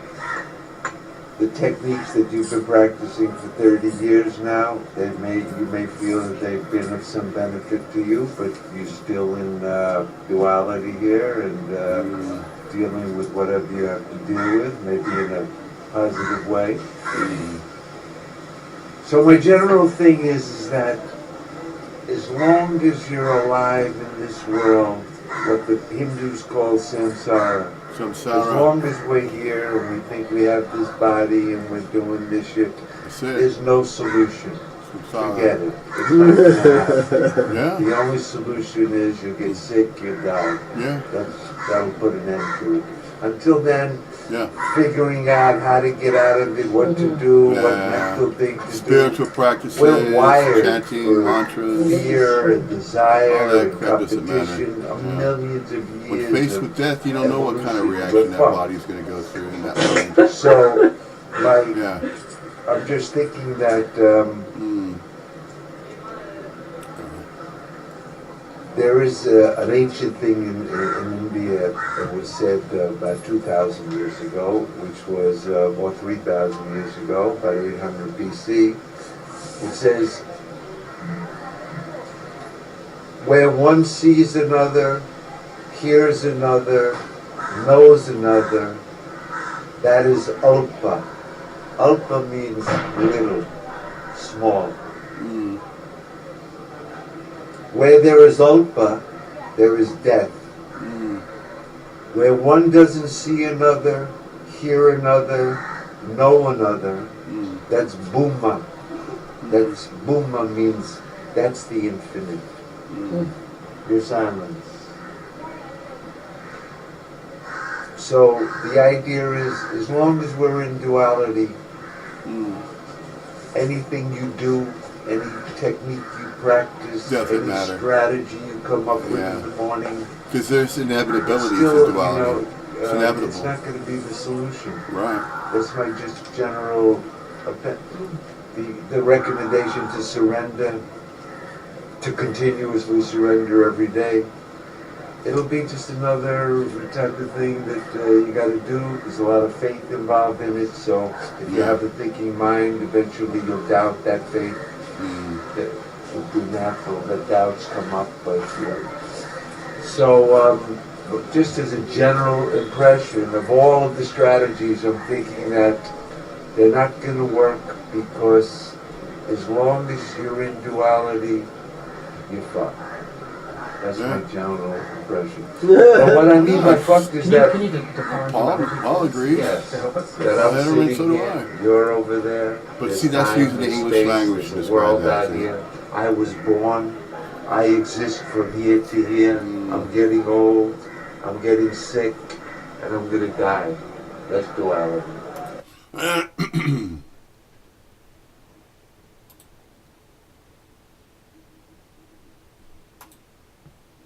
That's what everyone believes. You're leaving in a few days. You're going back there. I live over there. Bjorn's doing. It's all in duality, right? So, as long as there's duality, I think that there's no solution. So you mean there's no hope? Well, Well, I just want to say the strategies that I've heard of waking up in the morning with a positive attitude, or reading the book about or these techniques of catching in between the out breath, the in breath, that moment. That's it. So recognizing that as a strategy, another in duality, you'll do it for a while, and you'll get tired. In the meantime, your mind, you'll be a beautiful girl there, you forget the whole thing. So that's pretty much. Can you explain like the dream concept we were talking about and how that relates to, because I don't fully understand this yet. So you were talking about I'm in your dream or you're in my dream. What does that mean with duality? See, it's a whole other. Yeah, that complicates everything, your question. My God, I mean, I'm only trying to follow that we're all here trying to share solutions about, but all the solutions to me look like no solution. And that when we walk out of here, we walk out like we walked in of somebody, all of these, because this identification with this body is so thick and so strong, and once I'm this body, then that's it. I have to get old and die. That if it was born, it has to die, right? So there's no way out except to the grave. So none of the solutions are really, they're just kind of band-aids to something that you really can't solve. They're not necessarily solutions, though. But it is about it is about moment to moment, being present in this particular moment, and it's good to have a solution for each moment. In my book, I mean, what you say, it sounds to me like wait until you're dead, then you're going to be enlightened and you're going to be up in Bardo. No, what do you saying mean? Is that if you are, if I say who are you, Cece, who are you? Oh, I am this. This is what I do. I have these friends. This is. So, and now I was younger, and now I'm getting a little older, and I assume eventually some disease is going to get me, and that'll be it. But then what should we do? We just wait like this? Or No, what I'm saying, in other words, suppose people say, you want to have a happy life? Have some friends, do things that you try to enjoy that give you some happiness. And okay, so that's some happiness, but that's everybody everywhere. But it doesn't really solve the real problem, because the real problem is that we all suffer, and we want to put an end to suffering. Life is suffering. You know the Four Noble Truths. There's suffering. There's a cause of suffering. There's an end to suffering, and there's a cause to the end of suffering. So we don't know what the thing is. If your advice is, this is how we'll put an end to suffering, wake up every morning, it's going to be the best day of my life. Yes, that's it. Yes. Yeah, but I'm not suffering. I'm very, very happy. I have moments when I cry of gratitude because I'm so happy. My life is so rich. I'm allowed to do everything that I ever dreamt of. Things are happening that I've worked for many years, and I have friends and I have fun, and so I don't suffer at all, because I have solved a lot of little problems on my way with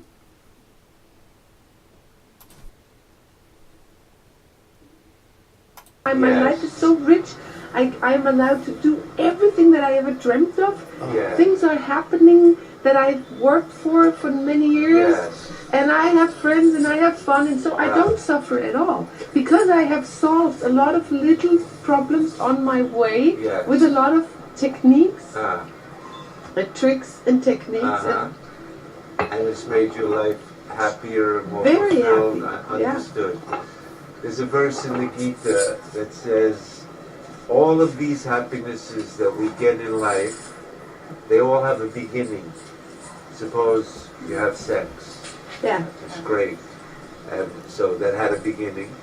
But it says all of those beginnings are dukkha yoni. They have the yoni, they're the source of dukkha. Why does every happiness in this life have tinged with it? It's because it comes to an end. But that's good. I wouldn't want to have sex all my life continuously, 24 hours a day. I give that as an example, as one of the happiest things that we have here. Sex, food.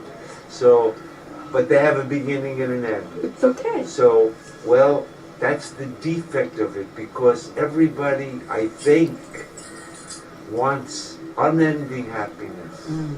No? No, I'd be bored to death. Fuck that. No, Yeah. it's okay. It's No, okay. I think don't wanna- when one thing, like when one thing goes down, another thing comes up. That's right. And when you know when Like it. at word, first the you word think joy you're is happy when you have. the word joy is actually a comparative term. So you're right, and Nico's right, because joy, it's from sadness that you will have greater joy. If you have continuous joy, it will become like a drug. You need More more and more. sadness, more joy. See, that's not the happiness I'm talking about. See, I didn't want to get into the philosophy. No, but that's interesting because you're the only one who is like questioning this whole search. So, Okay. then let me just say that the happiness that we're looking for in sex, in food, in friends, in outside, all of those things, they come, our senses come in contact with the sense objects, and they bring us happiness, that type of thing. Because of that, it has to come to an end. Well, but so what? Well, people say, okay, well, Yeah. I'll take some happiness Yeah. if I can. Who's, what do At this? the moment, Because it's that's all that we can get. Yeah. We try to avoid unhappiness as much as possible, Yeah. but we can't totally avoid it because we stub our toe on the thing, or the guy said, fuck you, and you got upset. So we can't totally avoid. And all the things that we like, that we try to get, we never really get them totally, or if we get it, we lose interest in it, or something else we're off to. So, is there some happiness that doesn't have any beginning or end? That's the thing, because if that's what we're looking for, I want to be happy, and I want to be happy forever. I want infinite happiness. Is there such a thing? So, of course, in India, there is an idea that that happiness that you're looking for is who you really are. It's your very nature. You are eternal happiness. That idea, that my happiness is not caused because of ice cream or sex or anything. It's not dependent on anything. It's my very nature. Yes. That's so. To recognize that it has nothing to do with how I think, any strategy, any technique. I am bliss. I've always been bliss. I am bliss now. Yeah. There's never any time when I won't be bliss. But it has to be understood even more deeply. It's not that you're a person who's in bliss. That nature that you are that is bliss is not in time or space. The lady said about the witness, how we witness this whole thing. Well, that witness is the bliss. So that witness is the witness of time and space and all duality. So it's not in time or space. So bliss doesn't have a beginning and an end. It's immortal, eternal bliss. That's your very nature.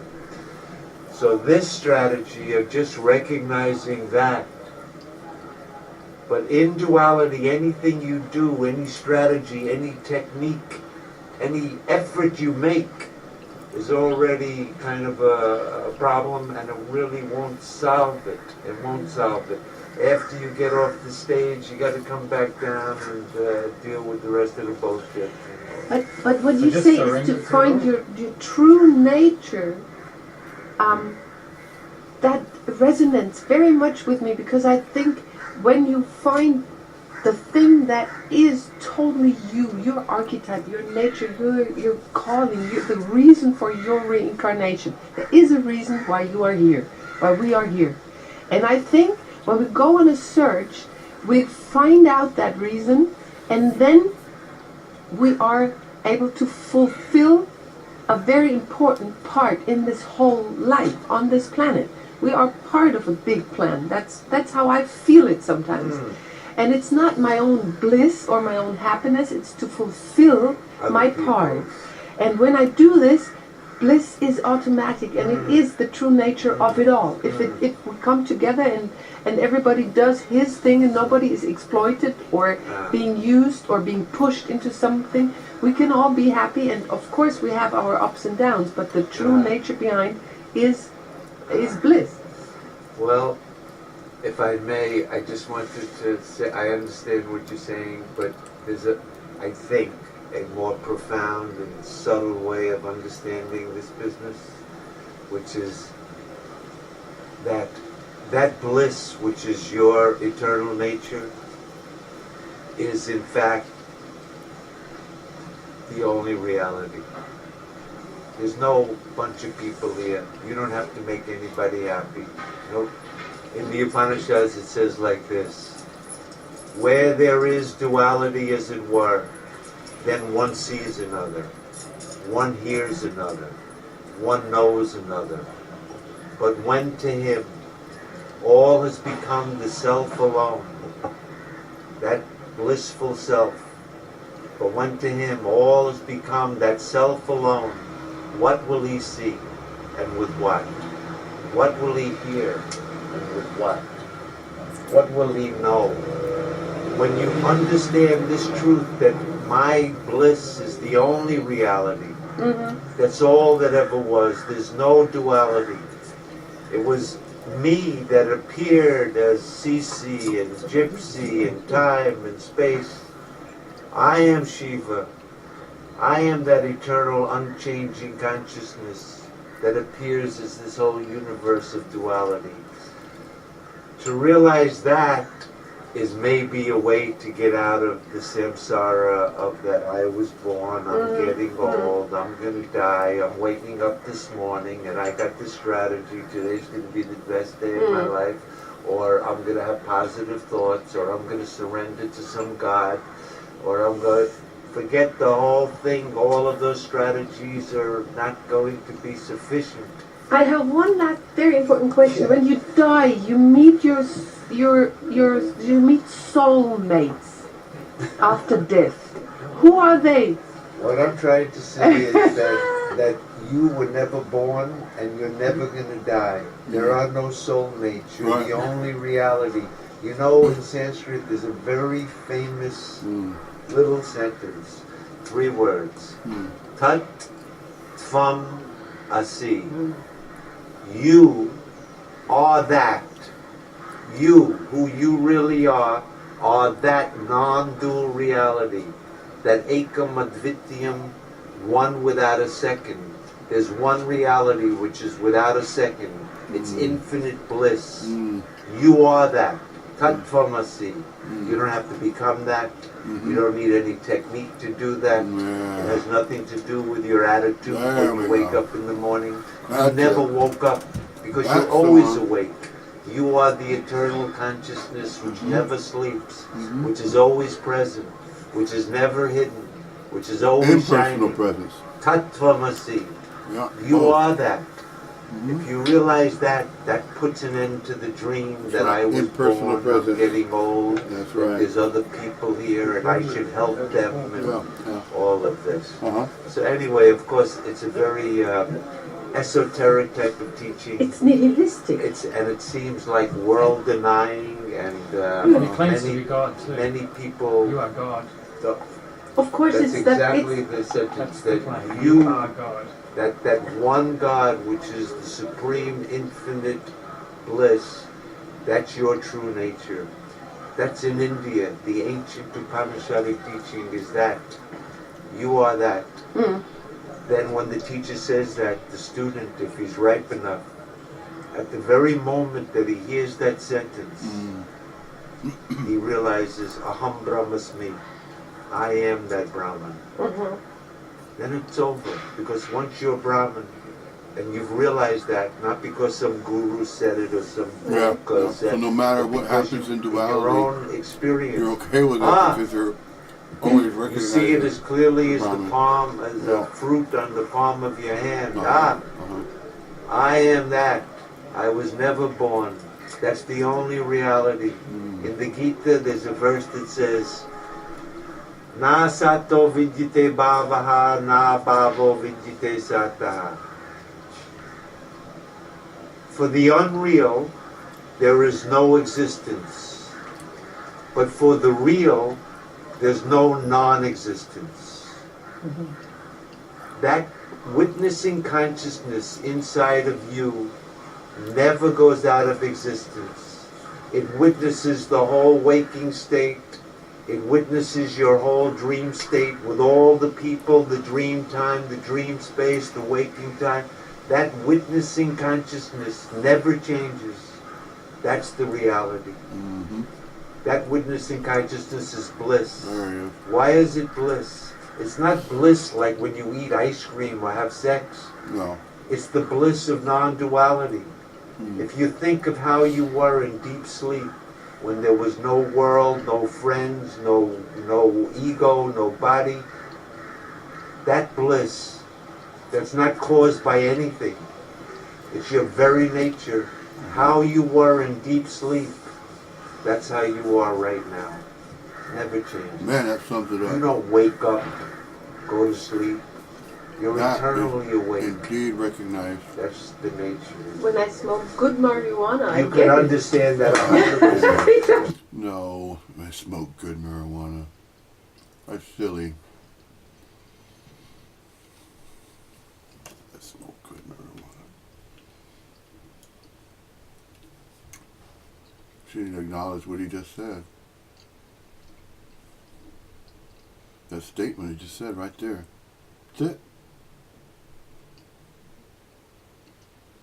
That's it.